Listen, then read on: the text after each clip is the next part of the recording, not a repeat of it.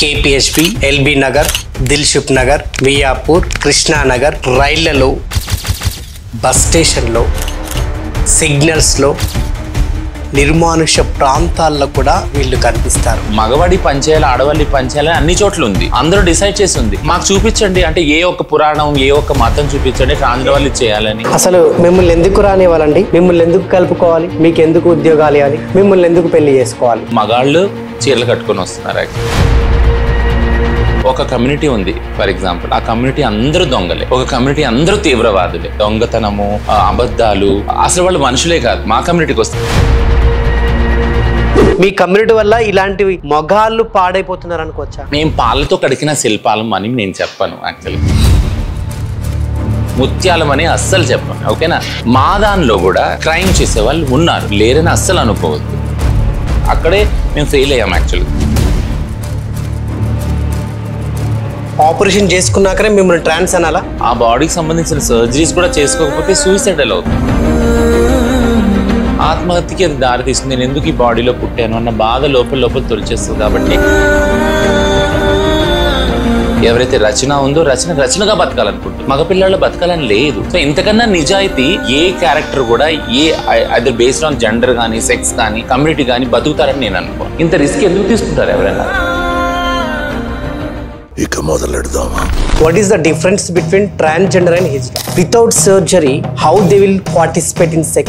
పుట్టుకతోటే వారికి ఏదైతే అంగం ఉంటుందో అది పని చేస్తుందా, పని చేయదా? ఎందుకు ట్రాన్స్జెండర్లు తల్లిదండ్రులతో ఉంటారు? పుట్టుకతోనే ట్రాన్స్జెండర్ గా పుడతారా? ఆపరేషన్ చేయించుకుంటే ట్రాన్స్జెండర్ అవుతారా? ట్రాన్స్జెండర్ వ్యక్తులకి చట్టాలు ఉన్నాయా? ట్రాన్స్జెండర్ గా పుట్టడము అది పాపం అనుకుంటున్నారా, శాపం అనుకుంటున్నారా? నమస్తే, వెల్కమ్ టు మై పాడ్కాస్ట్ నిజం విత్ నరేష్ రాయ్.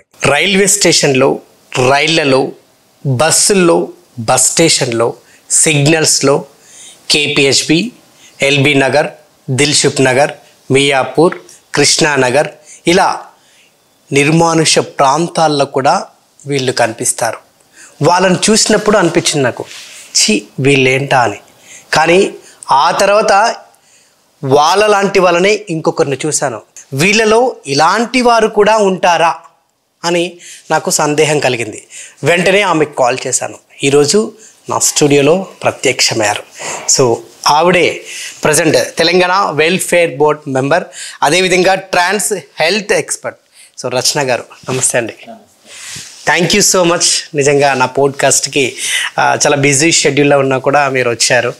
ట్రాన్స్జెండర్, హిజ్రా, ఇటువంటి వాళ్ళని ఈ మధ్యకాలంలో నేను ఇంతమందికి చెప్పినట్టుగా చాలా చోట్ల నిర్మానుష ప్రాంతాల్లో కానీ వీళ్ళు ఎక్కువ కనిపిస్తూ ఉన్నారు. వాళ్ళందరినీ చూసినప్పుడు నాకు ఒక టైప్ ఆఫ్ ఒపీనియన్ కలిగింది, వీళ్ళేంటా అని.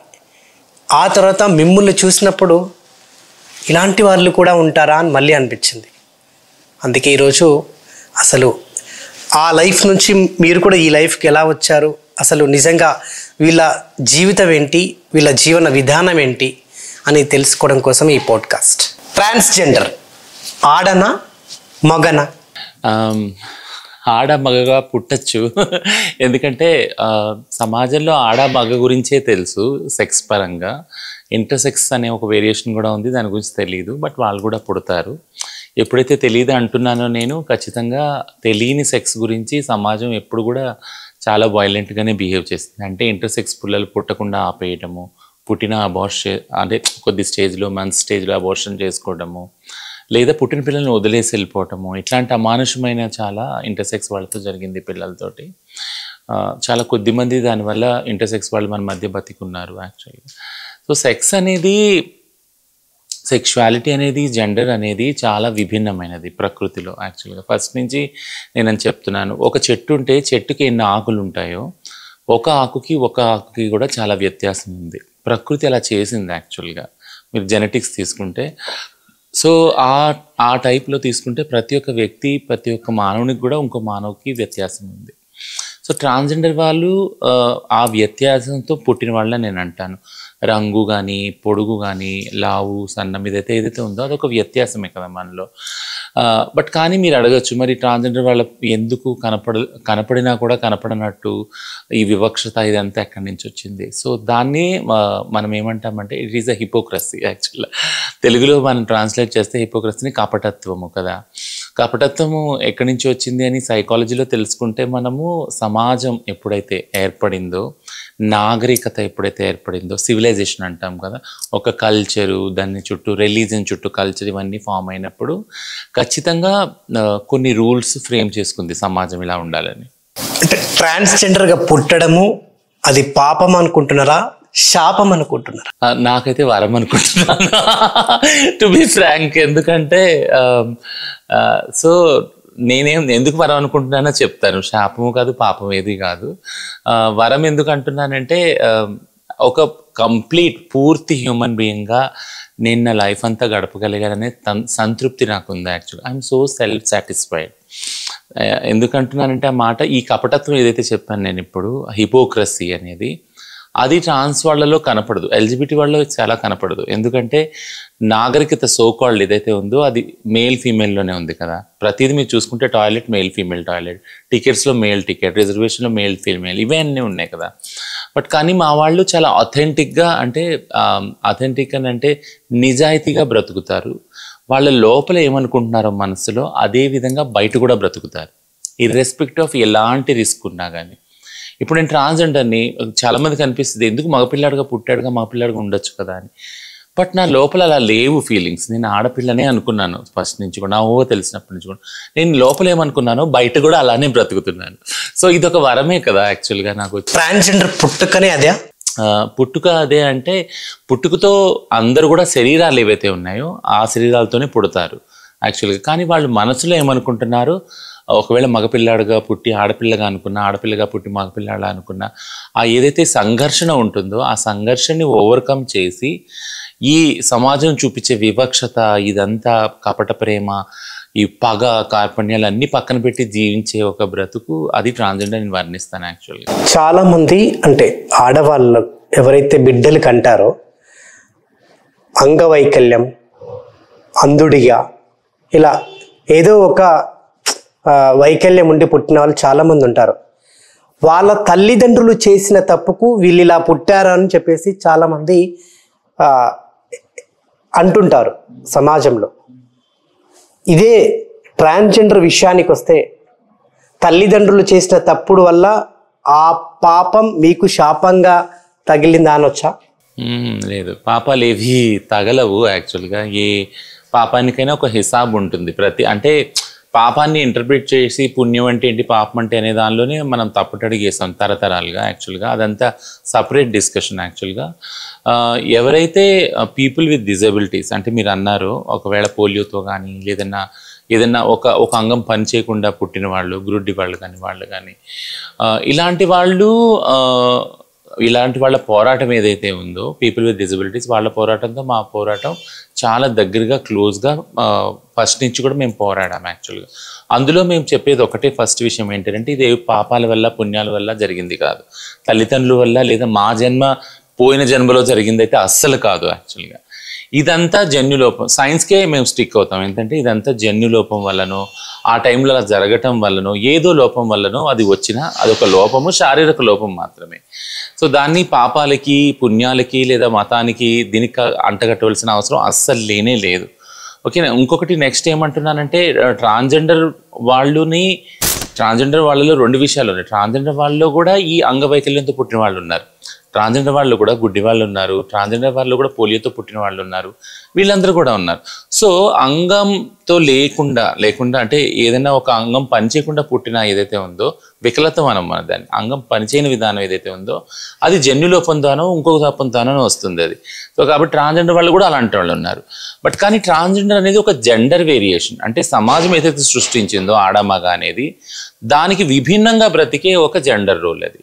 సో కాబట్టి ఒకవేళ ట్రాన్స్జెండర్ వాళ్ళు ఏదన్నా అంగం పనిచేయకుండా పుట్టారు, ఒక గుడ్డి వాళ్ళు ట్రాన్స్జెండర్ వాళ్ళు అయ్యారనుకో, చెవిటి వాళ్ళు ట్రాన్స్జెండర్ అయ్యారనుకో, వాళ్ళకి ఆ రెండు వివక్షతలు కూడా వాళ్ళు చవి చూస్తారు యాక్చువల్గా.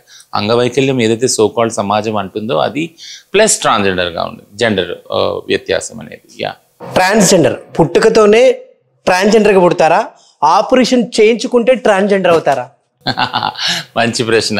పుట్టుకతోనే మేము ఆడపిల్లలు మగపిల్లగా కూడా పుట్టచ్చు. ఓకేనా? సర్జరీ అంటే ట్రాన్సిషన్ సర్జరీస్ చేసుకోవాలనేది అందరి నీడ్ కాదు. సో మేము అదే అంటున్నాం, బాడీకి సంబంధించిన మార్పులు అనేవి కొంతమందికే అవి అవసరం అవుతాయి. ఆ బాడీకి సంబంధించిన సర్జరీస్ కూడా చేసుకోకపోతే సూసైడల్ అవుతారు, ఆత్మహత్యకి అది దారి తీస్తుంది. నేను ఎందుకు ఈ బాడీలో పుట్టాను అన్న బాధ లోపల తొలిచేస్తుంది కాబట్టి సర్జరీస్. బట్ అలా అని అందరూ ట్రాన్స్జెండర్ వాళ్ళు సర్జరీస్ చేసుకోవాలని లేదు, చేసుకున్న వాళ్ళే ట్రాన్స్జెండర్స్ అని కాదు. పుట్టుకతో మేము ఆడపిల్లగా పుట్టచ్చు, మగపిల్లగా పుట్టచ్చు, ఇంటర్సెక్స్గా కూడా పుట్టచ్చు. బట్ మా జెండర్ ఏదైతే రోల్ ఉందో, సోకాల్డ్ సమాజంలో ఆడమగా ఉందో దానికి విభిన్నంగా ఉంది. అంటే మేము ఆడపిల్లగా పుట్టినా మగపిల్లగా పుట్టినా మేము ఆపోజిట్ రోల్స్ని మేము చూస్తున్నాం, విజువలైజ్ చేస్తున్నాం, ఆ బ్రెయిన్లో అదే ఉంది. సో అలా జీవించడానికే మా ప్రయత్నం ఉంది ఎప్పుడు కూడా. సో పుట్టుకతో కాదు, బట్ ఇది ఏదైతే సోకాల్డ్ జెండర్ డిసైడ్ అయిందో సమాజంలో దానికి విభిన్నంగా ఉన్నాం మేము. ట్రాన్స్జెండర్ పుట్టుకతోటే వారికి ఏదైతే అంగం ఉంటుందో అది పని చేస్తుందా, పని చేయదా? అంగం అందరికీ పనిచేస్తుంది. యాక్చువల్లీ పుట్టుకతో సరిగ్గా పుట్టిన వాళ్ళు మగపిల్ల ఆడపిల్లలకి అన్ని అంగాలు పనిచేస్తాయి. నేను అందుకే అంటున్నా మొదట్లో ఇది అంగవైకల్యం. ఏదంటే సోకాల్డ్ ఇది అంటారు కదా ఇంపార్టెన్సీ, మధ్యలో అన్నారు అంటే నపుంసకులు ఇలాంటి వర్డ్స్ వచ్చినాయి. అప్పుడు కూడా మేము విరోధించింది ఏంటంటే ఇది అంగవైకల్యం లేదా ఒక అంగం పనిచేయకపోవటం వల్ల అయినది కాదు కదా, ఇది బాడీకి సంబంధించింది అనే కాదు, ఇది సమాజం చేసింది యాక్చువల్లీ. ఐ మీన్ అంటే నాకు కొంచెం క్లారిఫికేషన్, సమాజం చేయడం ఏంటి? సమాజం చేయడం ఏంటి? Very good question. సమాజము అనేది ఆడ మగ అనే రెండు జెండర్ని సృష్టించింది. సెక్స్ అనేది వేరు, జెండర్ అనేది వేరు. ఈ క్లారిటీ ఎప్పుడు ఉండాలి. సమాజం ఏం చేసింది, రెండు కలిపేసింది. ఫర్ ఎగ్జాంపుల్ ఎవరైనా అడిగామనుకోండి మీ సెక్స్ ఏంటంటే మగాడైతే మగ అని చెప్తారు, ఆడైతే ఆడని చెప్తారు. మీ జెండర్ అంటే ఏమని చెప్తే కూడా ఆడైతే ఆడ, మగనే మగ. కానీ ట్రాన్స్జెండర్ వాళ్ళు ఎక్కడి నుంచి వచ్చారు మరి కదా? సో ఒకవేళ సెక్స్ అని చెప్పినప్పుడు ట్రాన్స్జెండర్ అని ఎవరు చెప్పరు. యాక్చువల్లీ ట్రాన్స్జెండర్ పుట్టుకతో కాదు కాబట్టి. సో నేను ఏం చెప్పడానికి ప్రయత్నిస్తున్నాను అంటే ఆడ మగవాళ్ళు అనేవాళ్ళు ఇలా ఉండాలి, ఇవే కట్టుకోవాలి, ఇవే తినాలి, ఇలా నడవాలి, వాళ్ళ శరీరం ఇలా ఉండాలి అనేది సమాజం నిర్ణయించింది.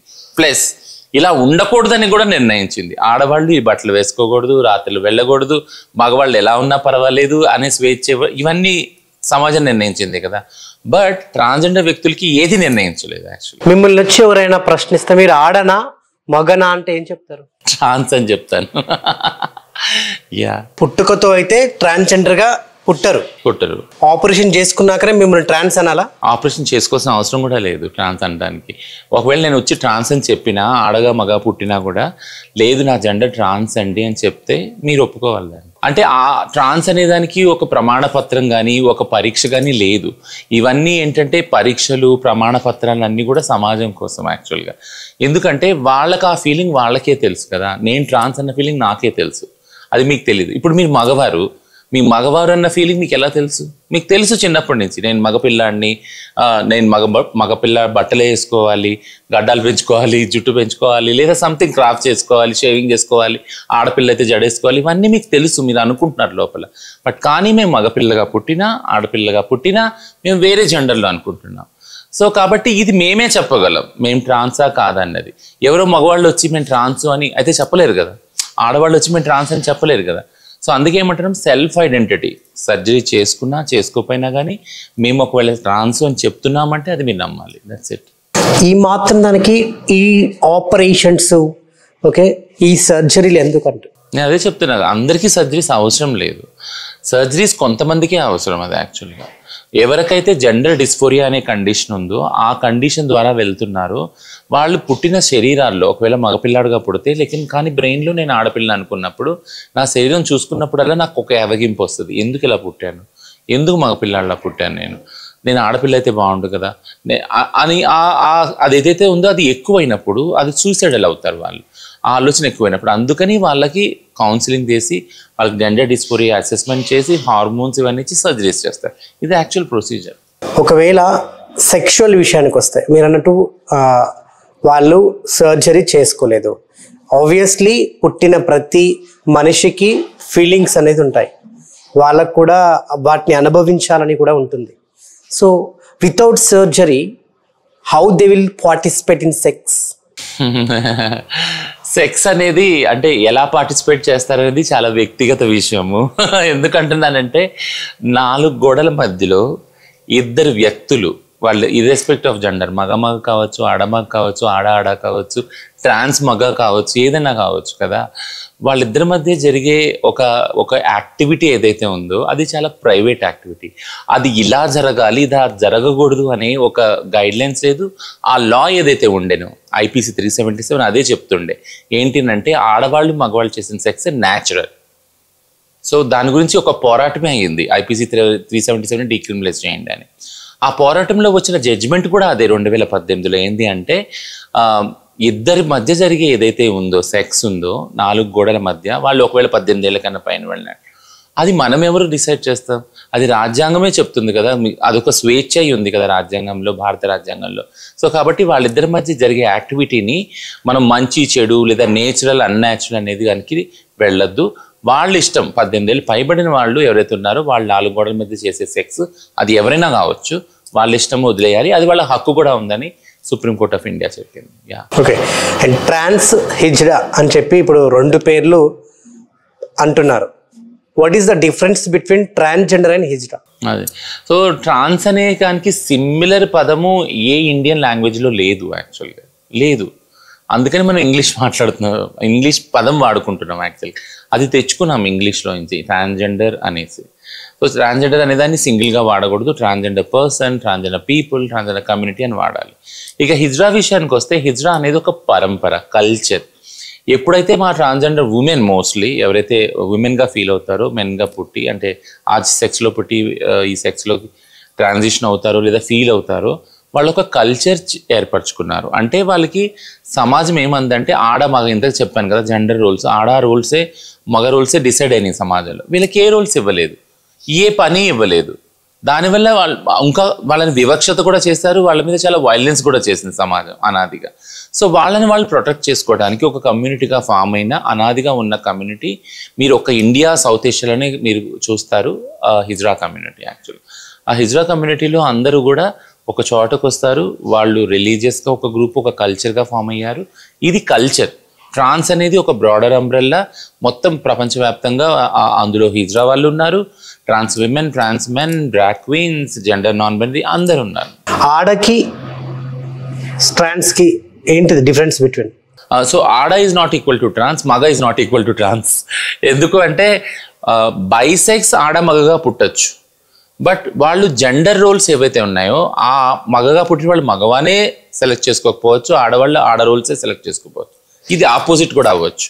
ఆపోజిట్ ఎప్పుడు అవుతుందో, ఒక సెక్స్లో పుట్టి రెండో సెక్స్లో వాళ్ళని ఐడెంటిఫై చేసుకుంటారు, వాళ్ళు ట్రాన్స్. యాక్చువల్గా సమాజంలో ట్రాన్స్జెండర్స్కి విలువ ఉందా? చాలా ఉంది కదా. అంటే ఏదైనా మంచి కార్యం జరిగినప్పుడు, పుణ్యకార్యం జరిగినప్పుడు పిలిచి మా కాళ్ళు మొక్కి మా దీవెనలు తీసుకొని పిల్లలు పుట్టినప్పుడు అప్పుడు ఏదో ఒకటి ఇస్తారు కదా, బదాయి అవన్నీ ఇస్తారు కదా. సో గౌరవం అయితే ఉంది కదా, అంటే విలువ ఇస్తుంది కల్చరు.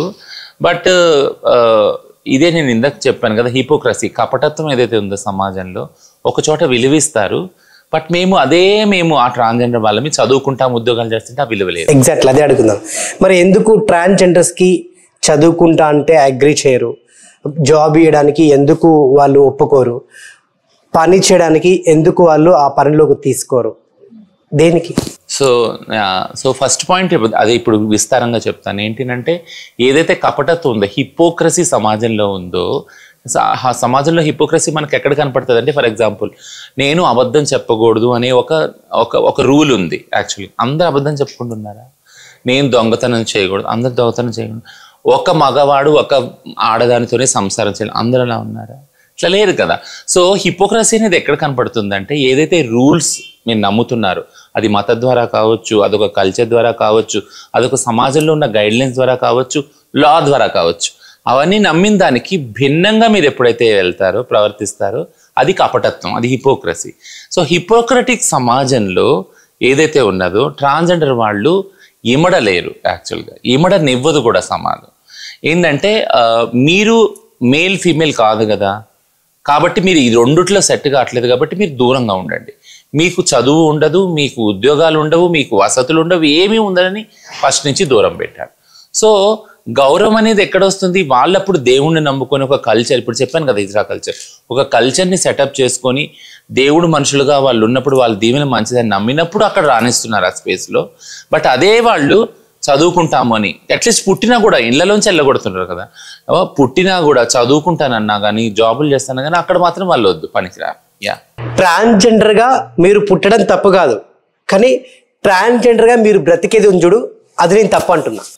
అది సమాజం తప్పు అంటుంది, మీరు కూడా సమాజంలో భాగం కాబట్టి అంటున్నారు. నేను సమాజం అంటే మిమ్మల్ని అంటున్నా నేను, అంటే మిమ్మల్ని అంటే ఐ మీన్ ట్రాన్స్జెండర్స్ని. మీరు పుట్టడం తప్పు కాదు, మీరు బ్రతికే విధానం తప్పు అంటున్నా నేను. ఆ విధానం మేము ఎంచుకున్నది కాదని నేను అంటున్నాను. ఇప్పుడు ఒక ట్రాన్స్జెండర్ ఇప్పుడు మగవాడి పనిచేయాలి ఆడవాళ్ళి పనిచేయాలి అన్ని చోట్ల ఉంది, అందరూ డిసైడ్ చేసి ఉంది. మాకు చూపించండి, అంటే ఏ ఒక్క పురాణం ఏ ఒక్క మతం చూపించండి ట్రాన్స్జెండర్ వాళ్ళు చేయాలని. మరి మొదట్లో ఆ తప్పు చేసిన ట్రాన్స్జెండర్లు ఎవరు? ఆ బాటలో మీరు ఎందుకు నడుస్తున్నారు? మొదటి నుంచి అదే మంచి బాటలో ఈ ట్రాన్స్జెండర్లు ఎందుకు నడవలేదంటున్నా నేను. రెండు చేతులు కలిస్తేనే చప్పట్లు, ఓకేనా? నేనేమంటున్నానంటే సమాజం ఎప్పుడైతే ఈ రోల్స్ మాకు ఇచ్చిందో, ఇంతకన్నా వేరే రూల్స్ ఇవ్వలేదో, ఖచ్చితంగా మమ్మల్ని బతికించుకోవడానికి మీరు అనేది సో కాల్డ్ బెగ్గింగ్ సెక్స్ వర్క్లో మా ముందు తరాల వాళ్ళు మిమిడిపోయారు. సో అదే మేము ఫాలో అయితే వచ్చాం. మీరు చెప్పండి, ఎవరైనా కానీ ఏదో ఒక ఆఫీస్లో కానీ ఉద్యోగం చేస్తానంటే, లేదా అట్లీస్ట్ చప్రాసి పని చేస్తానన్నా కూడా ఇవ్వరు ట్రాన్స్జెండర్ వాళ్ళకి. ఎందుకంటే ఆ నమ్మకం లేదు, వాళ్ళని చూడంగానే వాళ్ళకి అదొక ఫీలింగ్ వస్తుంది యాక్చువల్గా. సో కాబట్టి అనాది నుంచి ఫీలింగ్స్ పెట్టుకొని మైండ్లో ఈ బైనరీ వల్ల మమ్మల్ని దూరం పెట్టారు కాబట్టి ఆ వృత్తులకి పరిమితం అయ్యాం మేము. అసలు మిమ్మల్ని ఎందుకు రానివ్వాలండి? మిమ్మల్ని ఎందుకు కలుపుకోవాలి? మీకు ఎందుకు ఉద్యోగాలు ఇవ్వాలి? మీకు ఎందుకు పని ఇవ్వాలి? మిమ్మల్ని ఎందుకు పెళ్లి చేసుకోవాలి? కరెక్ట్, చాలా మంచి క్వశ్చన్ ఇది యాక్చువల్లీ, ఎందుకు చెయ్యాలి అని. సో సమాజంలో ఇప్పుడు మీరు అడిగిన క్వశ్చన్, సమాజంలో అసలు అసమానతలు ఎందుకు ఉన్నాయి అన్న దానికే దారి తీస్తుంది. కానీ చాలా మంది ట్రాన్స్జెండర్లు ఎంతో మందిని మగాళ్ళని ట్రాప్ చేసి వాళ్ళని లవ్ అనే ఒక పేరుతోటి పెళ్లి చేసుకుంటానే భయభ్రాంతులకు గురి చేసి ఈరోజు మర్డర్లు చేసేదాకా కూడా వచ్చాయి. అంటే ఏ విషయంలో ఏ రకంగా అంటే ట్రాన్స్జెండర్లు నమ్మాలని నేను క్వశ్చన్ చేస్తున్నాను. ఇంకోటి, అసలు అక్కడ పాజిటివ్ ఉంటుంది, నెగిటివ్ ఉంటుంది. అంటే అబ్బాయి సైడ్ నుంచి కూడా చాలా తప్పులు ఉన్నాయి, చాలామంది ట్రాన్స్జెండర్లు కూడా చంపిన వాళ్ళు కూడా ఉన్నారు. కానీ నేను ముఖ్యంగా ట్రాన్స్జెండర్ గురించి ఈరోజు ఎందుకు వేలెత్తి చూపి మాట్లాడుతున్నానంటే, సో ఇది సొసైటీకి తెలవాలి what you are facing. But ముఖ్యంగా మీ సైడ్ నుంచి ఫేస్ చేస్తున్నటువంటి ప్రాబ్లమ్స్, మగాళ్ళు కావచ్చు, ఆడవాళ్ళు కావచ్చు, సమాజం కావచ్చు. ఆడవాళ్ళు అంటే భర్తలు ఆల్రెడీ ఎవరైతే పెళ్ళిళ్ళు చేసుకునే వాళ్ళని ట్రాప్ చేసి ఈరోజు ముగ్గులకు దించి వాళ్ళ కుటుంబాలు వాళ్ళ సంస్థలని నాశనం చేసిన ట్రాన్స్జెండర్లు కూడా చాలామంది ఉన్నారు. నేను కూడా అంటే ఈవెన్ నా దాకా వచ్చినవి కూడా చాలా ఉన్నాయి. సో ఏ విషయంలో ఎంతవరకు మిమ్మల్ని నమ్మాలి, అందుకోసమే ఈరోజు నమ్మడం లేదు కాబట్టి మీకు ఉద్యోగాలు కానివ్వండి, చదువు కానివ్వండి, ఏదైనా పని కానివ్వండి, మీరు బ్రతకడానికి సోర్స్ దొరకడం లేదు సమాజంలో. So how can we trust? True, అంటే నమ్మకం అనేది చాలా అంటే ఎర్న్ చేయాలి కొంతమందికి, అంటే సమాజంలో కొంతమంది దాన్ని సాధించుకోవాలి కదా. సో మనం ఆలోచించవలసింది ఏంటంటే ఎందుకు ఆ దుస్థితికి తీసుకొచ్చాం వాళ్ళని యాక్చువల్గా కదా. కొన్ని కమ్యూనిటీస్ని చూస్తే ఒక కమ్యూనిటీ ఉంది ఫర్ ఎగ్జాంపుల్, ఆ కమ్యూనిటీ అందరూ దొంగలే, ఓకేనా. ఒక కమ్యూనిటీ అందరూ తీవ్రవాదులే, ఒక కమ్యూనిటీ అందరూ మీరు అన్నట్టు నమ్మకం లేని వాళ్ళే, దొంగతనము, అబద్ధాలు, అసలు వాళ్ళు మనుషులే కాదు. మా కమ్యూనిటీకి వస్తే అదే చెప్తున్నా, ఏమిటంటే వాళ్ళు మగాళ్ళు చీరలు కట్టుకొని వస్తున్నారు యాక్చువల్, లేదా ఆడవాళ్ళు వీళ్ళకి ఏవో వాంఛల వల్ల వస్తున్నారు. ఇవన్నీ నమ్మకం అనేది ఆ సమాజంలో ఉన్న ఏర్పాటుతోటి కలిగింది కదా. బేస్ అక్కడే మేము ఫెయిల్ అయ్యాం యాక్చువల్గా. మా బేస్, నమ్మకానికి బేస్ సమాజం నిర్ణయించింది, మేము నిర్ణయించలేదు యాక్చువల్లీ. ఎందుకంటే ఇప్పుడు పుట్టుకతో నేను మగపిల్లాడినే, బట్ ట్రాన్స్ అని నేను ఎప్పుడైతే ఐడెంటిఫై చేసుకున్నానో అప్పుడే ఆ రిస్క్ తీసుకున్నాను, సమాజాన్ని క్వశ్చన్ చేస్తున్నాను యాక్చువల్గా. ఏదైతే బేస్ సృష్టించారో ఫాల్స్ బేస్, ఏదైతే ఆ ఫాల్స్ బేస్లోకి నేను ఎంటర్ అవుతున్నాను అంటే దట్ ఈస్ అ ఛాలెంజ్ కదా. నేను బ్రతకతాను ఒక ఛాలెంజ్గా తీసుకొని నేను ఆ స్పేస్లోకి ఎంటర్ అయ్యాను. ఎందుకంటే నేను అథెంటిక్గా బ్రతకాలనుకుంటున్నాను. నా లోపల మనసులో ఎవరైతే రచన ఉందో రచనగా బతకాలనుకుంటుంది, మగపిల్లల్లో బతకాలని లేదు. సో ఇంతకన్నా నిజాయితీ ఏ సమాజంలో కూడా ఏ క్యారెక్టర్ కూడా అదర్ బేస్డ్ ఆన్ జెండర్ కానీ సెక్స్ కానీ కమ్యూనిటీ కానీ బతుకుతారని నేను అనుకోను. ఎందుకంటే ఇంత రిస్క్ ఎందుకు తీసుకుంటారు ఎవరైనా కదా. ఇప్పుడు కొన్ని కమ్యూనిటీస్ ఉన్నాయనుకో, ఆ ఫోన్లే వాళ్ళు ఇట్లా డిసైడ్ చేస్తారు కదా ఇట్లానే పోదాం, వాళ్ళు అట్లా డిసైడ్ చేస్తారు కదా ఇలానే పోదామని. కానీ మా కమ్యూనిటీ అట్లా కాదు కదా. మా కమ్యూనిటీ లోపల ఏమనుకుంటున్నారో మనసులో బయట కూడా అలానే అనుకుంటున్నారు. సో ఇప్పుడు నేను ఏం చెప్తున్నానంటే ఒక అండర్స్టాండింగ్ ఏంటంటే సమాజం నిర్ణయించిన స్టీరియోటైప్ విధానాలు ఏదైతే మంచి చెడు అనేది ఉన్నదో దానిలో మేము సెట్ కాము కాబట్టి సమాజం మమ్మల్ని దూరం పెట్టింది. అందుకని ఆ దూరం వల్ల ఒక అపనమ్మకాన్ని సృష్టించింది. Actually this is a euphoria అనమాట. This is a stage. సమాజం ఏమంటుందంటే ఒక కపటత్వంతో ఈ బైనరీలో సెట్ కాలేదు బై వీళ్ళు సపరేట్గా ఉంటున్నారు, వాళ్ళకి ఎందుకు అంత ఇది, వాళ్ళు రావచ్చు కదా, మగోళ్ళు ఆడలుగా ఉండొచ్చు కదా, మాకు అలా ఉండాలని కూడా లేదు. ఎందుకంటే అట్లా ఉంటే అది అబద్ధమే అవుతుంది కదా. సో అబద్ధంగా మేము బతకాలని బతకలేము కాబట్టి ఆ రిస్క్ తీసుకొని మేము వచ్చిన వాళ్ళని ఈ సోకాల్డ్ సమాజం ఏమంటుందంటే మీరు నమ్మదగిన వ్యక్తులు కారు, ఎందుకంటే మేము పెట్టిన రూల్స్ మీరు ఫాలో అవ్వట్లేదు, మీరు ఆడపిల్లగా పుట్టినా మగపిల్లగా ఉంటున్నారు, మగపిల్లగా పుట్టితే ఆడపిల్లగా ఉంటున్నారు. ఈ కన్ఫ్యూజన్ క్రియేట్ చేస్తున్నారు, ఎందుకంటే మిమ్మల్ని చూసి వేరే వాళ్ళు కూడా చెడిపోతారు. ఇది ఒక ఐడెంటిటీ గురించి చెప్తున్నాను. ఇప్పుడు మీరు క్రైమ్ గురించి అన్నారు కదా, చాలామంది సంసారాలు ఇదైనవి, చాలామంది పెళ్లి చేసుకుని మగాళ్ళని మోసం చేశారు అంటే అలానే మా వాళ్ళని కూడా చాలామంది మగవాళ్ళని మోసం చేశారు. ఇదంతా చూసినప్పుడు నేనేమంటానంటే మేము పాలతో కడిగిన శిల్పాలం అని నేను చెప్పను, యాక్చువల్లీ ముత్యాలం అని అస్సలు చెప్పను. ఓకేనా, మా దానిలో కూడా క్రైమ్ చేసేవాళ్ళు ఉన్నారు, లేరని అస్సలు అనుకోవద్దు. బట్ ఏ కమ్యూనిటీలో అయినా క్రైమ్ ఎప్పుడైతే పెరుగుద్ది అని అంటే ఆ కమ్యూనిటీలో క్రైమ్ చేసే వాళ్ళని మీద యాక్షన్ తీసుకోకపోతే అకార్డింగ్ టు ద లా మనందరం అంగీకారం చేసింది ఏంటి, ఒక చట్టానికి అందరం కట్టుబడి ఉండాలి. ఆడ మగ ట్రాన్స్ గే లెస్బియన్ వీళ్ళందరూ కట్టుబడి ఉండాలి. చట్టం ముందు అందరూ సమానులే, అవునా కదా. అట్లాంటప్పుడు చట్టం రీత్యా ఒకవేళ ఒక నేరం చేస్తే వాళ్ళ మీద క్రైమ్ రిజిస్టర్ చేసి వాళ్ళకి ఏ శిక్ష అనిపించాలనేది ఆడ మగ వల్ల రాదు, ట్రాన్స్ వల్ల రాదు కదా, చట్టంలో ఫాలో అవుతాం. చట్టంలో జెండరే లేదు అసలు. చట్టంలో ఏం చూస్తారు, నేరం చూస్తారు, మోడస్ ఆపరాండి అంటారు, అవునా. సో నేరం చేసిన వాళ్ళు ఖచ్చితంగా శిక్షించాలి, ట్రాన్స్జెండర్ వాళ్ళనే శిక్షించాలి, ఓకేనా. సో నేరం అనే దాన్ని జెండర్ అనే డైవర్సిటీని రెండు మిక్స్ చేయొద్దు, ఇది చాలా ప్రమాదం. అంటే ట్రాన్స్జెండర్ అయ్యి ఉండటం వల్ల నేరస్తులా అంటే మగవాళ్ళందరూ రేప్ చేస్తారనే ఒక భావన చెప్తే అది నిజమా కాదే. కొంతమంది మగవాళ్ళు చెడ్డవాళ్ళు, కొంతమంది ట్రాన్స్జెండర్ వాళ్ళు చెడ్డవాళ్ళు, కొంతమంది ఆడవాళ్ళు చెడ్డవాళ్ళు. చెడు అనేది నేర ప్రవృత్తి అనేది చట్టం మీద డిసైడ్ అయి ఉంటుంది, జెండర్ మీద కాదు. చాలామంది ఈ మధ్యకాలంలో నన్ను వాడుకొని వదిలేశాడు, నన్ను ప్రేమ పేరుతో మోసం చేశాడు అంటూ చాలామంది ట్రాన్స్జెండర్లు ఈ రోజున రోడ్డు మీద పడుతున్నారు, పోలీస్ స్టేషన్లు ఎక్కుతున్నారు. సో ముఖ్యంగా దానికి కారణం ఏంటంటారు, ఎందుకు మోసపోతున్నారు ట్రాన్స్జెండర్లు? ఎందుకంటే చట్టరీత్యా వాళ్ళకి సేఫ్టీ సెక్యూరిటీ లేదు వాళ్ళ రిలేషన్షిప్స్కి యాక్చువల్గా. అంటే చట్టాలు మీకు పని చేయవా, లేకుంటే చట్టాలు మీకు వర్తించవా, మీకు చట్టాలు లేవా? చాలా కన్ఫ్యూజింగ్ క్వశ్చన్ అది యాక్చువల్. ఎందుకంటే చట్టాలు ఏదైతే రాజ్యాంగం ఉందో మెయిన్ చట్టాలన్నిటికీ అది అన్ని ఫ్రీడమ్స్ అందరికీ ఇస్తుంది సమానంగా.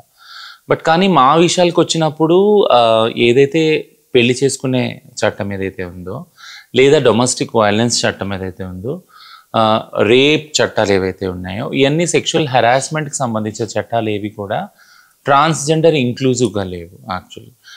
అవి అన్నీ బైనరీలో ఉన్నాయి లేదా మతానికే పరిమితం ఉన్నాయి. అంటే ఇప్పుడు నేను హిందూగా పుట్టినప్పుడు హిందూ మ్యారేజ్ చట్టం ఫాలో అవ్వాలి, అది ట్రాన్స్జెండర్ ఇంక్లూజివ్ లేదు. సో నేను క్రిస్టియన్గా పుడితే క్రిస్టియన్ మ్యారేజ్ చట్టం. సో చట్టాలు అవి ఒక కమ్యూనిటీని సపోర్ట్ చేస్తున్నాయి, ట్రాన్స్జెండర్ వాళ్ళని సపోర్ట్ చేయట్లేదు. అట్లాంటప్పుడు నేను రిలేషన్షిప్స్లో ఉన్నా లేదా ఒక గుళ్ళో పెళ్లి చేసుకున్నా, చర్చ్లో పెళ్లి చేసుకున్నా కానీ దానికి చట్టభద్రత లేదు. ఒకవేళ ఆ రిలేషన్షిప్స్లో ఒకవేళ మా మధ్య ఏదైనా గొడవ అయితే లేదా కొంతకాలం తర్వాత ఎవరైనా విడిపోతే ఆ చట్టరీత్యా వాళ్ళని అకౌంటబుల్ చేసేది ఏది ప్రొసీజర్ లేదు సమాజంలో. మామూలుగానే మేము ఇంట్లో నుంచి బయటకు వస్తాం, తల్లిదండ్రులు మమ్మల్ని పట్టించుకోరు, మా చుట్టుపక్కల ఉన్న కమ్యూనిటీ స్ట్రాంగ్గా లేదు యాక్చువల్గా. సో వాళ్ళు కూడా అలాంటి ప్రాబ్లమ్స్లో ఉన్నవాళ్ళే. సో ఇప్పుడు ఎవరిని అకౌంటబిలిటీ చేస్తాం ఆ రిలేషన్షిప్ బ్రేక్ అయినప్పుడు కదా. రిలేషన్షిప్ బాగున్నంత కాలం అంతా బాగానే ఉంటుంది, రీసోర్స్ అన్నీ షేరింగ్ ఉంటుంది, మనీ కానీ టైం కానీ బాడీ కానీ అన్నీ షేరింగ్ అవుతుంది. బట్ కానీ ఎప్పుడైతే బ్రేక్ అవుతుందో అప్పుడు ఒక అకౌంటబిలిటీ రాదు ఎవరికి కూడా. దానికోసం ఎందుకు పోరాడతలేరు మీరు? పోరాడుతున్నాం కదా, సుప్రీంకోర్టులో ఆల్రెడీ 2 సార్లు సుప్రీంకోర్టు వెళ్ళాము, ఇండియా సుప్రీంకోర్టులో ఆ పిటిషన్ నడిచింది. ఒక లెస్బియన్ కపుల్ పేరు మోసిన అడ్వకేట్సే దాన్ని వాదించారు. బట్ సుప్రీంకోర్టు ప్రస్తుతానికి ఏమందంటే అది ఈ రైట్లు మాత్రం ఇప్పట్లో రావు, మ్యారేజు, అడాప్షను, ప్రాపర్టీ దీనికి సంబంధించినవన్నీ తర్వాత డీల్ చేస్తాం. సో ఒక ట్రాన్స్జెండర్స్కి పిల్లలు, పెళ్ళి, సంసారం ఇవి ఉండవు అయితే? ఉన్నాయి, అంటే దానికి చట్టబద్ధత లేదు అంతే. అంటే అవి వాళ్ళు చేసుకున్నా కానీ వాళ్ళు ఎంతో అండర్స్టాండింగ్తో, ఎంతో ఓర్పుతోటి ఆ రిలేషన్షిప్లో ఏం జరిగినా కూడా సహిస్తే వాళ్ళకి అది ఉంది. ఒకవేళ బ్రేక్ అయితే వాళ్ళని మళ్ళీ ఎవరు కూడా అడగలేరు. ఎవరైతే వెళ్ళిపోతారో వాళ్ళతో ఉండి వాళ్ళని పట్టుకొని వాళ్ళని అడగలేరు, అకౌంటబుల్ చేయలేరు దానికని ఇప్పుడు సూసైడ్స్ అవుతుంది. ఎందుకు ట్రాన్స్జెండర్లు తల్లిదండ్రులతో ఉండరు? It's a routine question. తల్లిదండ్రులు అంటే ఇప్పుడు ట్రాన్స్జెండర్ వ్యక్తులే మీరు అన్నారు కదా, ఎంతో వివక్షితమైన ఐడెంటిటీ అది. యాక్చువల్గా తల్లిదండ్రులతో ముఖ్యంగా ఫ్యామిలీలో ఉండకపోవటానికి కారణం ఏంటి అంటే, తల్లిదండ్రులు ఇంకొక పిల్లలు కూడా ఉంటారు కదా, ఓన్లీ ట్రాన్స్జెండర్ పిల్లలే కాదు, వాళ్ళ అక్కలు, వాళ్ళ అన్నలు, వాళ్ళ తమ్ముళ్ళు, చెల్లెళ్ళు అందరూ ఉంటారు. వీళ్ళందరూ ఉన్నప్పుడు ఒక ట్రాన్స్జెండర్ పిల్లని కానీ పిల్లాన్ని కానీ ఆ ఫ్యామిలీలో ఉన్నప్పుడు వాళ్ళందరికి కూడా ఆ రిస్క్ వస్తుంది. ఆ వివక్షత అంటుకుంటుంది, తల్లిదండ్రులకు అంటుకుంటుంది, చుట్టాలకు అంటుకుంటుంది. ఓ పలానా వాళ్ళ ఫ్యామిలీలో ఇసంటి పిల్లాడు ఉన్నాడు, ఇసంటి పిల్లి ఉంది. సో ఇదంతా వివక్షతం ఎప్పుడైతే సమాజంలోంచి పోదో అప్పటి వరకు కూడా ఏదైతే కుటుంబం ఉందో ఆ కుటుంబం అనేది ఆ పిల్లవాడిని ఉంచుకోరు ఆ ప్లేస్లో. వాళ్ళని ఇంట్లో నుంచి బయటికి పంపించేస్తారు. వాళ్ళకి చదువు సంధ్య లేకుండా అదే భిక్ష. ఇదే సమాజం కానీ తల్లిదండ్రులు కానీ చేసిన మొదటి మిస్టేక్ అని నేను చెప్తున్నాను. ఇది గనక జరగకుండా ఉండే మీరు కూడా మొగలాగా ఎంతో బాగా చదువుకునేవాళ్ళు, మీకు ఉద్యోగాలు ఉండేవి, సొసైటీలో మీకు కూడా ఒక జెండర్తో పాటు మీకు గౌరవం కూడా ఇచ్చేవాళ్ళు. ద బేసిక్ అంటే ఎక్కడైతే మొదలైందో తల్లిదండ్రుల దగ్గరనే సొసైటీ పలానోడు అలా పుట్టాడా, పలానోడు అదా అని ఎప్పుడైతే అన్నారో ఆ వివక్షతే నాకు తెలిసి మిమ్మల్ని తల్లిదండ్రులకు కానివ్వండి ఈ సమాజానికి దూరం చేసిందని అనుకుంటున్నాను. ఎగ్జాక్ట్లీ అండి. అందుకే మేము ఎప్పుడు చెప్పేది ఏంటంటే, మీకు పుట్టిన పిల్ల ఎవరైతే ఉందో వాళ్ళు ఆ పిల్లగానే ఉంటారని అనుకోవద్దు. ఒకవేళ ఫ్యూచర్లో వాళ్ళు ట్రాన్స్జెండర్ అనుకున్నా వాళ్ళని వెలివేయద్దు. వాళ్ళని కూడా అదే ప్రేమతోటి ఏదైతే మగపిల్లని ఆడపిల్లని పెంచుతున్నారో ప్రేమ అనేది అందరికీ ముఖ్యం, ట్రాన్స్జెండర్ వాళ్ళకి ఎక్కువ ముఖ్యం అది. సో ఆ ప్రేమ పంచినప్పుడు, వాళ్ళని చదివించినప్పుడు, అదే ఫ్యామిలీలో ఉంచినప్పుడు ఆ సమానత్వం అనేది వస్తుంది, ఆ యాక్సెప్టెన్స్ అనేది వస్తుంది.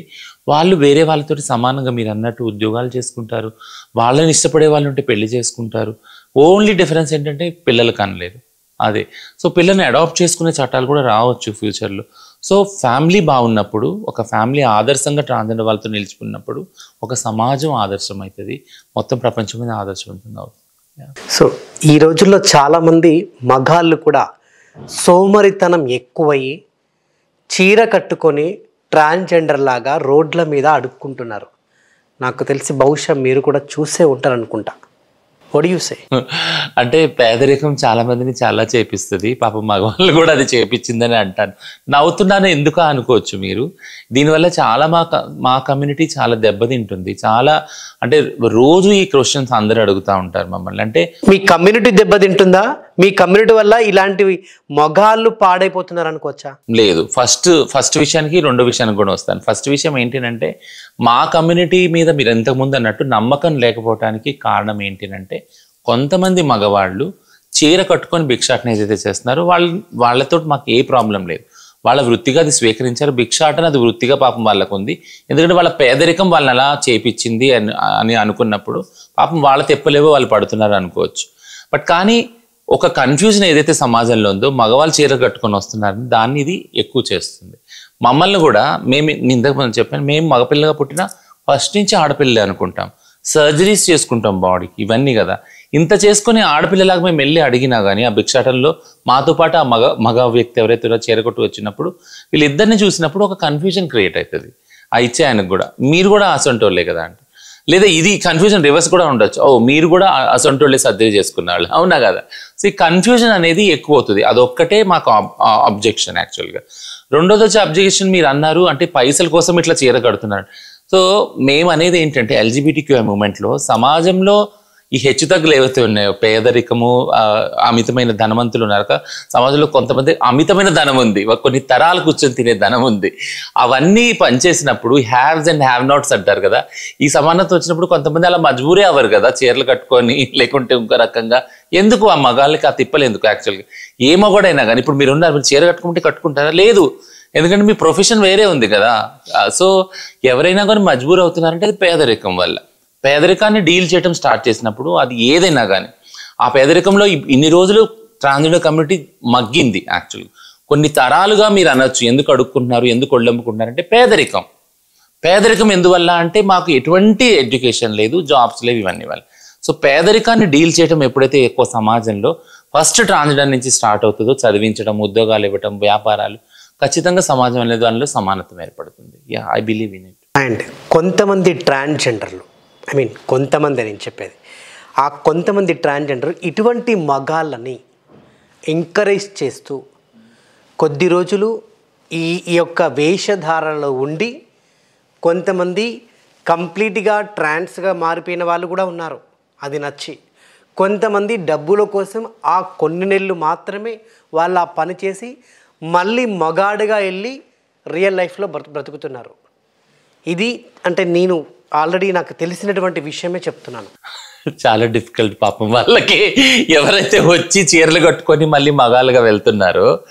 సో వాళ్ళకి ప్రాబ్లం అది. యాక్చువల్గా వాళ్ళు అంటే ఎంతో రిస్క్ తీసుకొని ఛాలెంజెస్ ఫేస్ చేసి వాళ్ళందరూ మళ్ళీ చీర వచ్చి ఆ వివక్షత. ముఖ్యంగా నేను ఏం చెప్తాను ఈ ప్రశ్నకి, చాలాసార్లు నన్ను అడుగుతారు ఈ ప్రశ్న. నేను ఒకటే అంటాను, ఒక మగోడు చీర కట్టుకొని సమాజంలో వచ్చినప్పుడు ఎటువంటి చేత్కారాలు వస్తాయి? అవి మాకు అలవాటు అయిపోయినాయి ట్రాన్స్గా. మేము పుట్టినప్పుడు గడప బయట దాటగా చీ, చెక్క, కొజ్జ, మాము, సింగడు, ఆడబిట్లోడు ఎన్ని వింటాం యాక్చువల్గా కదా. ఇవన్నీ విన్నప్పుడు ఇవి రొటీన్గా మేము వింటాం కాబట్టి మాకు అలవాటు అయిపోతుంది వివక్షత అనేది.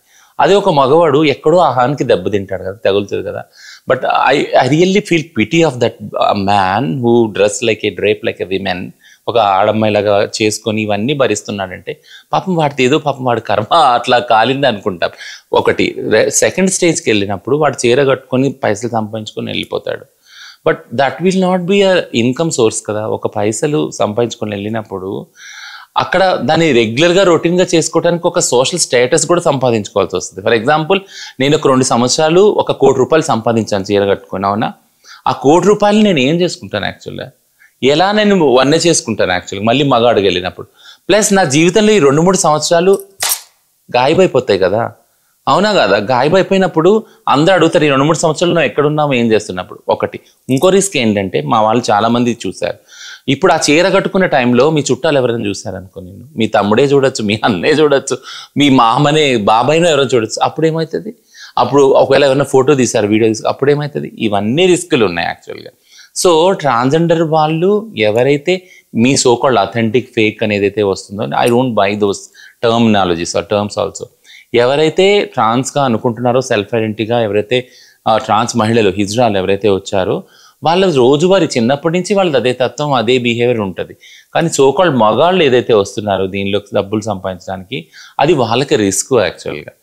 ఆ ప్రభావం మీలాంటి ఒరిజినల్ ట్రాన్స్జెండర్లకు కూడా పడుతుంది.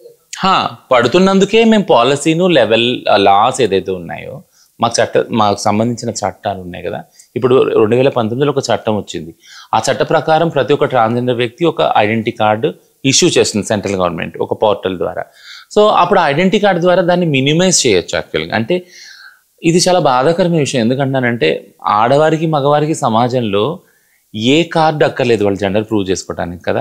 మీరున్నారు నరేష్, మీరు మేల్ అని తెలుస్తున్నారు చూడటానికి, నేను ట్రాన్స్ అని తెలుస్తున్నాను కాబట్టి. కానీ ట్రాన్స్ వాళ్ళకి ప్రత్యేకించి నేను ట్రాన్స్ అని వాళ్ళని ప్రూవ్ చేసుకొని ఒక నోటరీ చేసి, ఇది ప్రొసీజర్ యాక్చువల్, నోటరీ చేసుకొని నేను పలానప్పుడు పుట్టినప్పుడు ఇది నా జెండర్ ఇది ఇలా ప్రూవ్ చేసుకునే అవసరం మగవాళ్ళకి ఆడవాళ్ళకి కలగట్లేదు కదా. ట్రాన్స్ వాళ్ళకి ఎందుకు ఇంత అవస్థ పడుతుంది అనేది ఒక బాధాకరమైన ప్రాసెస్. బట్ థింగ్ ఏంటంటే ఇప్పుడు ప్రస్తుతం ఉన్న లాలో ఏదైతే వెబ్సైట్ ఉందో నేషనల్ ట్రాన్స్జెండర్ పోర్టల్, అందులో ప్రతి వాళ్ళు ఒక ఐడెంటిటీ కార్డు, ఒక సర్టిఫికేట్ తెచ్చుకుంటారు. ఇందులో ఇప్పుడు మీ సోకాళ్ళు ఏదైతే బైనరీలో మీరు అంటున్నారుగా ఫేక్, ఈ మగాళ్ళు చీర కట్టుకుంటే ఇది చాలా మినిమైజ్ అయిపోతుంది. ప్లస్ ఇంకోటి ఏంటంటే ఎక్కడైతే భిక్షాటన కాకుండా ట్రాన్స్జెండర్ వాళ్ళకి వసతులు, పెన్షను, ఇల్లు, రేషను, మినిమం బేసిక్ వసతులు కదా, ఇవన్నీ కల్పించినప్పుడు వాళ్ళు భిక్షాటన దానికి కూడా వెళ్ళరు. వేరే పనులు చేయడానికి వాళ్ళకి ఒక ఎన్వైరన్మెంట్ ఏర్పడుతుంది కదా. సో ఇవే ఫస్ట్ నుంచి అడ్వకేట్ చేస్తూ వస్తున్నాం మేము కమ్యూనిటీలో.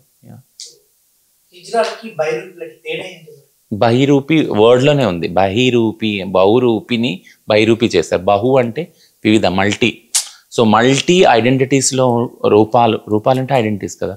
మల్టీ ఐడెంటిటీస్లో ఉన్న ఒక పర్సన్ని బహురూపి అని అంటారు. దాన్ని వాడుకలో బహిరూపి అని వచ్చింది అనమాట. It can be any one, ఆడవాళ్ళు కావచ్చు, మగవాళ్ళు కావచ్చు, ట్రాన్స్ వాళ్ళు కావచ్చు, ఎన్నో రూపాలు. అంటే అప్పుడే ఇది ఎట్లా వచ్చిందంటే ఒకప్పుడు మా పగటి వేషగాళ్ళు అంటారు కదా, రాముడి వేషము, కృష్ణుడి వేషము, ఇలా ఈ వేషాలు అప్పటికప్పుడే వాళ్ళు వేషం మార్చేస్తారు. అప్పుడు ఆడ మగ దేవుడి రూపంలో ఇవన్నీ తీసుకుంటారు కదా. సో బహిరూపి అని అన్న వాళ్ళు బైరూపి అయింది. మల్టిపుల్ పర్సనాలిటీస్ అదే మల్టిపుల్ రోల్స్లో వాళ్ళు కనపడితే సమాజానికి దే ఆర్ బైరూపి. కానీ వీళ్ళు కనపడ్డప్పుడు ఆ చోట ట్రాన్స్జెండర్ చూస్తే వీళ్ళని ఎందుకు కొడతారు? కొట్టకూడదు, కొట్టడం చట్టాన్ని చేతిలో తీసుకోవటం మేము ఎప్పుడూ ఎంకరేజ్ చేయం, కొట్టకూడదు అని అంటాము. బట్ ఒక పురాతనంగా అంటే ఒక కల్చర్ ఏంటంటే మేము వెళ్ళినప్పుడు వాళ్ళు వెళ్ళినప్పుడు ఇందా చెప్పాను ఒక కన్ఫ్యూజన్ వస్తుంది చూసే వాళ్ళకి.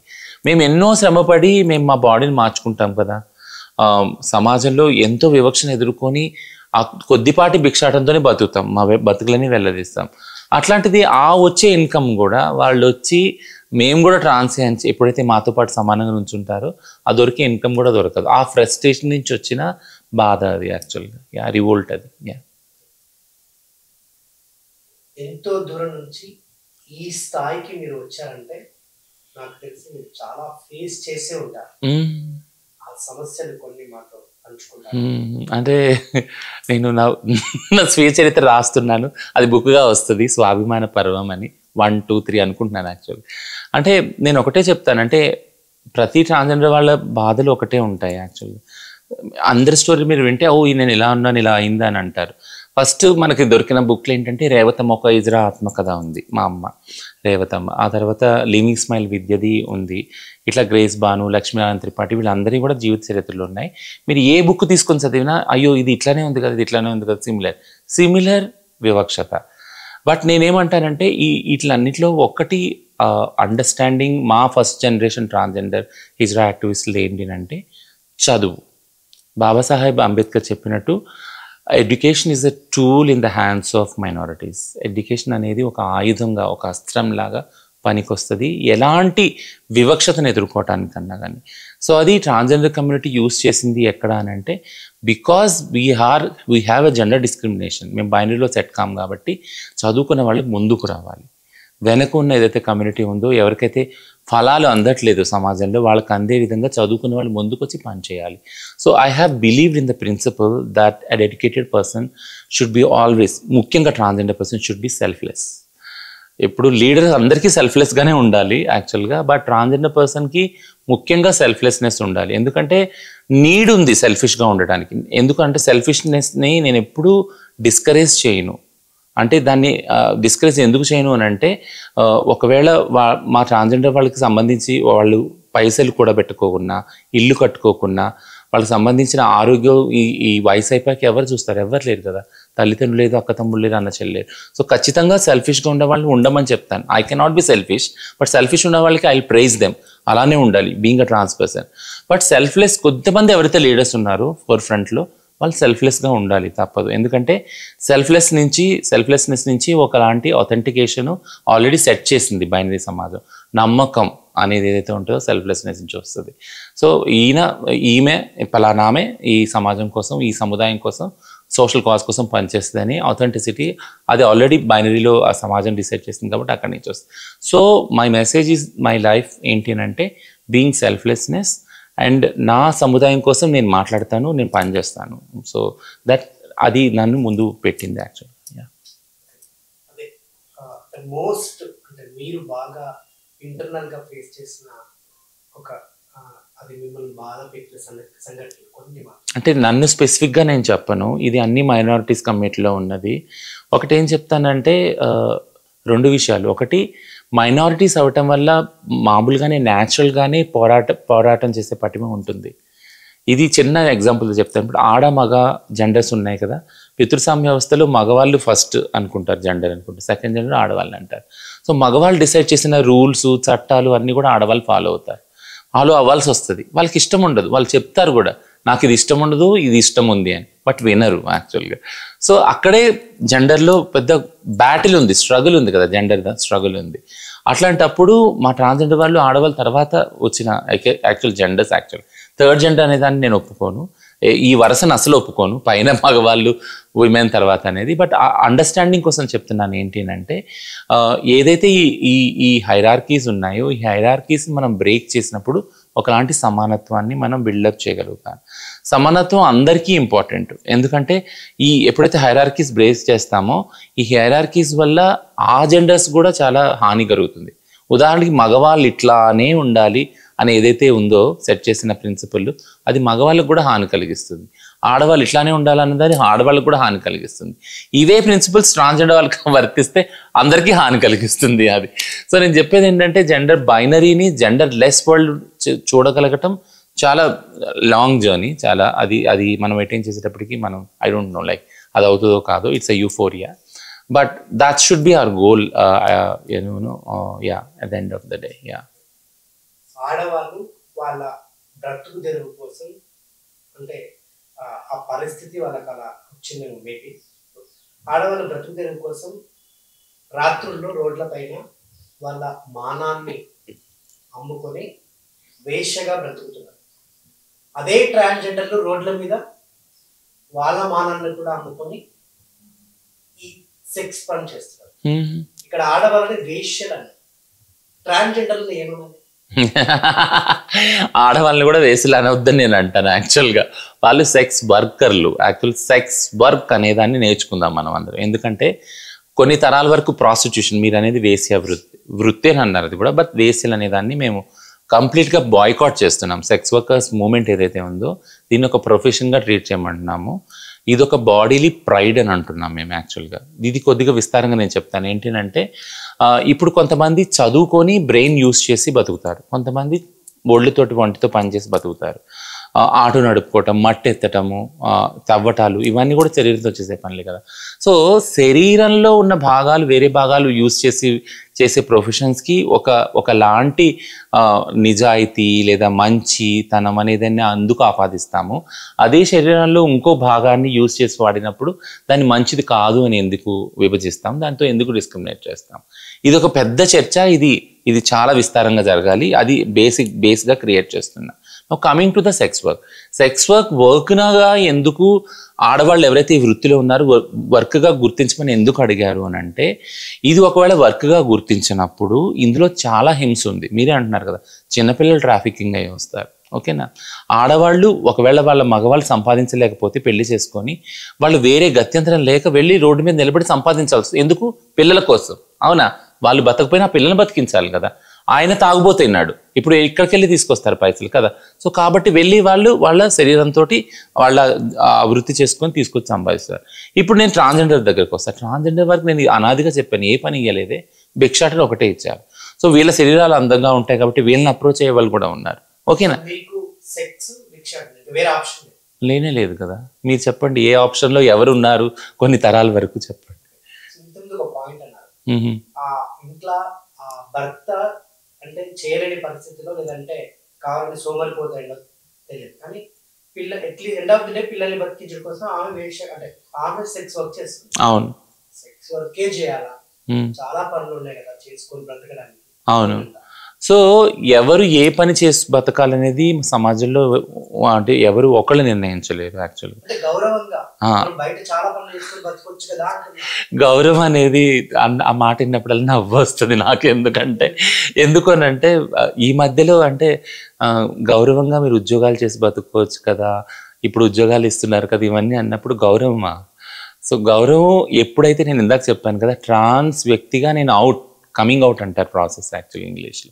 ఎప్పుడైతే నేను సమాజం ముందుకు వచ్చి నిలబడ్డానో ఆ గౌరవం అనే దాన్ని ఎక్కడో ఇనపెట్టలో పెట్టి తాళమేసి వచ్చాను ఇంట్లో నేను. ఎందుకంటే ఇప్పుడు గౌరవం దొరకదని నాకు తెలుసు. I know that risk and I am there to stubbornly face this challenge. ఈ ఛాలెంజ్ నాకు సమాజం నుంచి వస్తుందని తెలుసు. ఆ గౌరవం అనే దాన్ని తీసి పక్కన పెట్టి నేను వస్తున్నా. ఎందుకంటే నా మనసులో నేను అనుకుంటున్నా ఇలా బ్రతకాలి, ఆథెంటిక్గా, నిజాయితీగా. నా మనసు ఎలా చెప్తుందో నేను అలాగే బ్రతకాలని అంటున్నాను కాబట్టి. సో గౌరవం అనేది ఒక ఇచ్చిన సమాజంలో కొన్ని గైడ్లైన్స్ ఉన్నాయి. పలానా వాళ్ళు ఇలా గౌరవం పొందుతారు, పలానా వాళ్ళు ఇలా గౌరవం పొందరు. ఇదంతా ఎలా ఉంది? సెక్స్, జెండర్, కాస్ట్, రిలీజన్ ప్రకారంగా కొన్ని పొరలుగా ఉంది ఇదంతా కదా. సో మాకు ముందే తెలుసు గౌరవం మాకు దొరకదని. అందుకే కదా గౌరవం దొరకనందుకు గౌరవం పోయిన గౌరవం ఎట్లనా పోయింది, పోయి అడుక్కుందాం. అవునా? పోయి మన ఊళ్ళో అమ్ముకుందాం, ఇదంతా ఎక్కడి నుంచి వస్తుంది? ఆ రిస్క్ తీసుకొని వస్తున్నారు కదా. సో గౌరవం అనేది it has been already density ఒకటి యాడ్ అయింది గౌరవంకి. ఏంటి ఆ డెన్సిటీ? మనీ. సో మీరు మనీ ఉండి మీరు సెక్స్ చేసినా ఎవరితోనన్నా కానీ సొసైటీ వోంట్ బాదర్ కదా. ఇప్పుడు నా దగ్గర మనీ ఉంది, కొన్ని కోట్లు ఉంది, నేను రోజు 10 మందితో సెక్స్ చేస్తున్నా, ఎవరిని అడుగుతారా నన్ను? I I accountable? They will look in to A rich person actually, నేను ట్రాన్స్ అయినా కానీ. సో సేమ్ థింగ్ రివర్స్ చేస్తున్నా. నా దగ్గర డబ్బులు లేవు, నాకు ఎవరన్నా వర్తిస్తుంది అది. ఎవరన్నా అంటే యూ మీన్ టు సే మగవాళ్ళు సెక్స్ వర్క్ లో లేదంటున్నారా ఏంటి?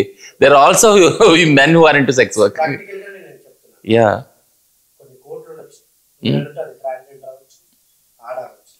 కానీ బయట ఏమని మాట్లాడుకుంటారు సార్, అది పెద్ద ఎల్జేరా, అది వారి దగ్గర పడుకొని కోట్లు సంపాదించిందిరా అనే మాటలే వినిపిస్తుంది. కానీ చాలా కష్టపడి చాలా మంచిగా బ్రతికి ఈ రోజు మంచి స్థాయిలో ఉందిరా అని అన్నారు కదా. అన్నారు. మరి ఈ మాటలకి నేను అన్న ఫస్ట్ మాటలకి ఎంత తేడా? అవును, ఆ తేడాల మీద పని చేయాలి నరేష్ గారు. నేను అదే అంటున్నా. ఈ మధ్య ఒక మూవీలో కూడా వచ్చింది కదా, తప్పట్లో మీరు చూసుంటారు కదా, హీరోయిన్ బ్యాగ్ పట్టుకొని హీరో బయటకు వచ్చినప్పుడు పక్కింటి అప్పుడు కార్ వేసుకుని వెళ్తూ ఉంటుంది, ఇంకొక ఆమె ఉంటుంది. సో హీరో అంటాడు, హరేక్ 3 మహీనేకు గాడి బదల్తీ, ఏ క్యా కామ్ కర్తీ హోగి అంటాడు. వెంటనే పక్కన హీరోయిన్ అంటది, మెహనత్. అది నిజంగా అంటే తప్పుడు మొత్తం సినిమాలో అదొక చెంపదెబ్బలా అనిపించింది నాకు. ఎందుకంటే ఆడవాళ్ళు కష్టపడినా కానీ ఆ కష్టాన్ని ఒప్పుకునే స్టేజ్లో మగవాళ్ళు ఎప్పుడూ లేరు. ఓకేనా? ఆడవాళ్ళు చేసే పోరాటంలో సమానత్వం అనే దాన్ని మగవాళ్ళు ఎప్పుడూ ఒప్పుకోరు. ఫస్ట్ ఆడవాళ్ళు సమానత్వం ఒప్పుకోరు, ఆ తర్వాత ట్రాన్స్జెండర్ సమానత్వం ఒప్పుకోరు. మీరు ఒక చిన్న ఎగ్జాంపుల్ చెప్తాను. కొన్ని కమ్యూనిటీస్ ఉన్నాయి, మేము ఇట్లా వెళ్ళంగానే టూ అని వస్తారు పక్కన. అది ఎంత అంటే ఎక్కడో వెళ్ళి టచ్ అవుద్ది కదా. ఒక మగవాళ్ళని చూస్తే ఉయ్యరు, ఒక ఆడవాళ్ళని చూస్తే ఉయ్యరు, ఒక ట్రాన్స్జెండర్ వెళ్తే ఊస్తారు. ఎందుకు? That's the power dynamics. అంటే నేను మగాడిని, సో కాల్డ్ ఏదైతే గైడ్లైన్స్ ఉన్నాయో దాని ప్రకారం నేను బ్రతుకుతున్నాను రా, నేను మగవాడిని. ఇది ఇంత పవర్ఫుల్గా ఈ ట్రాన్స్జెండర్ అయ్యండి ఇలా వచ్చింది నా ముందు, దీన్ని ఎలా తక్కువ చేసి చూడాలంటే ఒక ఉంచినాను అనుకో పక్కన, అది డీహ్యూమన్గా ఉంటుంది. అంటే ఆ పవర్ డైనమిక్స్ చూడండి. అంటే నన్ను నేను ఎలివేట్ చేసుకోవడానికి ఉంచితే నువ్వు ఆల్రెడీ పవర్ఫుల్గా, అంటే నా బ్రతుకు అంత చిన్నదేమో, అంత తక్కువేమో, నేను తప్పేమో అనే ఫీలింగ్ వస్తుంది. సో ఈ పవర్ డైనమిక్స్ ఉంది సమాజంలో. ఈ పవర్ డైనమిక్స్ ఓన్లీ ఎప్పుడు పోతుంది అంటే మనం కన్సిస్టెంట్గా ఏదైతే ఈ గలీజ్ అలవాట్లు ఉన్నాయి కదా, మగవాళ్ళకి చూపించుకునే అలవాటు, ఇలా ఆడవాళ్ళని ట్రాన్స్ వాళ్ళని తక్కువ అని చేసి చెప్పే మాటలు, ఈ ఆలోచన ధోరణి, ఇది మారినప్పుడు మారుతుంది actual. This is all power conflict. Yeah, internal గా శారీరకంగా అమ్మాయిలకు మాత్రం పిఎంఎస్ ప్రాబ్లమ్స్ అంటే కామన్ గా ఉంటాయి. మరి ట్రాన్స్జెండర్స్ కి శారీరకంగా మీరు ఫేస్ చేసే ప్రాబ్లమ్స్? హెల్త్ ప్రాబ్లమ్స్ అంటున్నారా మీరు? హెల్త్ ప్రాబ్లమ్స్ అందరికి ఉండే ప్రాబ్లమ్స్ మాకు ఉంటాయి. సి హెల్త్ని ఎప్పుడు కూడా అదే మేము అనేది ఏంటంటే, హెల్త్ అనేది మెడికల్ సైన్స్ నుంచి వస్తుంది కదా. మెడికల్ సైన్స్లో 2 బాడీస్ ఉన్నాయి, 2 బాడీ అనాటమీస్ ఉన్నాయి, మేల్ ఫీమేల్ ఆర్ 3 ఇంటర్సెక్స్ ఉన్నాయి. ఓకేనా? ఇందులో కూడా చాలా జన్యుపరంగా చాలా వేరియేషన్స్ ఉన్నాయి. ఫర్ ఎగ్జాంపుల్ ఇంటర్సెక్స్ తీసుకుంటే 33 వేరియేషన్స్ ఉన్నాయి యాక్చువల్గా జీన్స్ ప్రకారం చూసుకుంటే. ఆ స్పెసిఫికేషన్స్లోకి నేను వెళ్ళాను. ఫస్ట్ నుంచి కూడా సంస్థాగతంగా కూడా మెడికల్ ఫీల్డ్లో డాక్టర్స్ అందరికీ చిన్నప్పటి నుంచి చదువుకునేటప్పుడు, డాక్టర్ చదివేటప్పుడు వాళ్ళకి ఏమని చెప్తారంటే, మేల్ బాడీస్, ఫీమేల్ బాడీస్, మేల్కి ఇట్లా అయితే ఇది వైద్యం చేయాలి, ఫీమేల్కి ఇట్లా అయితే ఇది వైద్యం చేయాలి.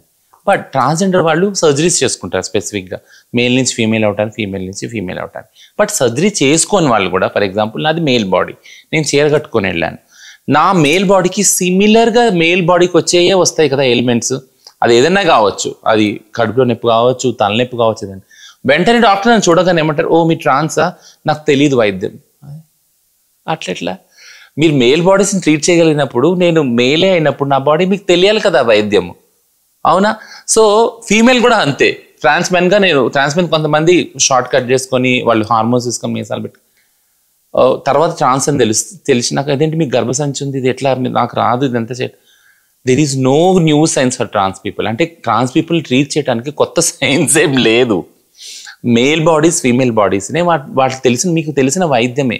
బట్ మీకున్న ఒక వివక్షత, మీరు చదువుకున్న ఒక సోషల్ స్టిగ్మా మిత్ ఏంటి అని అంటే, మేము ట్రాన్స్జెండర్ ట్రీట్ చేయలేము అని, దాన్ని అన్లర్న్ చేయాలి యాక్చువల్గా. ఇప్పుడు అదే మగాడు సర్జరీ చేసుకుని కంప్లీట్గా ఒక అంటే ఫీమేల్ గా మారిపోయినప్పుడు వాళ్ళకి ఏదైనా డిసీజ్ ఏదైనా హెల్త్ ఇష్యూ వచ్చినప్పుడు so they can go from same doctor వెళ్ళొచ్చు ఇప్పుడు పుట్టుకను మగ బట్ మారిపోయింది అంతా ఆడ చూడడానికి బాడీ పార్ట్స్ కానీ అవును బట్ ఇప్పుడు అక్కడ అంటే డాక్టర్ దగ్గరికి పోయినప్పుడు నేను మగ అని చెప్పుకోవాలా ఆడ అని చెప్పుకోవాలా? అయ్యో చాలా సార్లు అంటే మాలో చాలా మంది ఆడపిల్లలాగా ఉంటారు కదా. నేనంటే యాక్చువల్ చూడటానికి ఆడపిల్ల ఉన్నారు, వాళ్ళు నోట్ తెరిగినప్పుడు డాక్టర్ దగ్గరికి వెళ్ళినప్పుడు ఏమ్మా బాగున్నారా, ఆరోగ్యం బాగుందా, పీరియడ్స్ అవుతున్నాయా కరెక్ట్గా, ఇవన్నీ అడగడం స్టార్ట్ చేసి ఆ తర్వాత మేము కామ్గా ఉన్నప్పుడు కాసేపు వరకు మాట్లాడకుండా పీరియడ్స్ అనగానే మేము వాళ్ళని చూస్తాం. తర్వాత ఏమంటే మీ స్కానింగ్ గర్భసంచి స్కానింగ్కి వెళ్ళండి అంటే అప్పుడు నోరు తెలిసి సార్ నేను డాక్టర్ గారు నేను ట్రాన్స్జెండర్ మహిళని అంటే ఓ అలా నా ఫస్టే చెప్పొచ్చు కదమ్మా అంటే అసలు ఫస్ట్ అంటే మీరు టేక్ ఇట్ గ్రాంటెడ్గా ఎందుకు తీసుకుంటున్నారు అంటే ఒక ఆడపిల్లకు ఒక ట్రాన్స్ మహిళ వస్తే మహిళగానే ఎందుకు అనుకుంటున్నారు, దే కెన్ బి ఆల్సో ట్రాన్స్ కదా. బట్ ఈ జనరేషన్లో అది రాదు, డాక్టర్స్ అందరికీ రాబోయే జనరేషన్లో రావచ్చు. బట్ నేను ఏమంటున్నానంటే ఒక చిన్న ఉదాహరణ చెప్పి ఎండ్ చేస్తాను. ఏంటంటే ప్రోస్టేట్ క్యాన్సర్ అని ఒకటి ఉంది మగాళ్ళలో, ఓకేనా, ప్రోస్టేట్ గ్రంథికి వచ్చే క్యాన్సర్. ఆ క్యాన్సర్ ఆల్మోస్ట్ ఆల్ ట్రాన్స్ వాళ్ళకి కూడా వస్తాయి సర్జరీస్ ద్వారా. ఫర్ ఎగ్జాంపుల్ ఇది ఒక డిఫరెంట్ సిచ్యుయేషన్. సో మగవాళ్ళలో ఏజ్ అయిపోతే వచ్చే ప్రోస్టేట్ క్యాన్సర్ ఏ ట్రీట్మెంట్ ఉంటుందో సేమ్ ట్రీట్మెంట్ ట్రాన్స్జెండర్ వాళ్ళు కూడా ఉంటుంది. బట్ డాక్టర్స్కి అది తెలియదు, సర్జరీ చేసుకున్నంత మాత్రం వాళ్ళు ఏమంటారంటే మాకు ఇది తెలియదు ట్రీట్మెంట్. వై ప్రోస్టేట్ క్యాన్సర్ అంటే ఎక్కువగా మీ ట్రాన్స్జెండర్ అనే ఎందుకు వస్తుంది అంటే ఎందుకంటే మగవాళ్ళలో కూడా ఎందుకు వస్తుందంటే ఏజ్ అయ్యే వాళ్ళలో కామన్గా వస్తుంది, హార్మోన్స్ ఇంబ్యాలెన్స్ వల్ల, నీళ్ళు ఎక్కువ తాగకపోవటం, ఇవన్నీ చాలా కారణాలు ఉన్నాయి సైన్స్ పరంగా. సేమ్ అలాంటి సిచ్యుయేషన్లో ఉన్న ట్రాన్స్ మహిళలు ఎవరైతే ఉన్నారో బేసిక్గా మేము పుట్టుకతో మగవాళ్ళే కదా, మగ బాడీసే కదా, అవి కూడా రావచ్చు. కానీ ట్రీట్మెంట్ రెండిటికి ఒకటే, యాక్చువల్ ఇద్దరు వచ్చినా ఒకటే అది అనేది. ట్రాన్స్ హెల్త్ ఎక్స్పర్ట్ గా చేస్తున్నారు, మేజర్ ఏదైతే సర్జరీస్ కాంప్లికేటెడ్ సర్జరీస్ మీరు చేయించుకుంటున్నారు, దేని వల్ల ఎక్కువగా ఫేస్ చేసే ప్రాబ్లమ్స్ ఏంటి ట్రాన్స్జెండర్స్? అంటే అదొక లిస్ట్ ఆఫ్ సైడ్ ఎఫెక్ట్స్ ఉన్నాయి. ముఖ్యంగా నేను ఫస్ట్ చెప్తాను అనుకుంటే ఇంత బాధాకరమైన సర్జరీస్ ఏవైతే, ఎందుకంటే అనెస్థీషియా ఒక సర్జరీస్ తోటి ట్రాన్సిషన్ అవ్వదు యాక్చువల్గా, 4-5 సర్జరీస్ ఉన్నాయి యాక్చువల్, టాప్ బాటమ్ సర్జరీస్, ఇంకా కావాలనుకుంటే ఇంకా చాలా సర్జరీస్.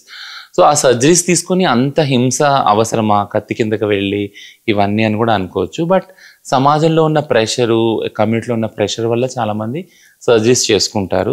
వాళ్ళుగా కూడా అనుకుంటారు, వాళ్ళ బాడీని చూసి వాళ్ళకు చిరాకు కలిగినప్పుడు కూడా సూసైడల్ అయిపోతారు కాబట్టి చేసుకుంటారు.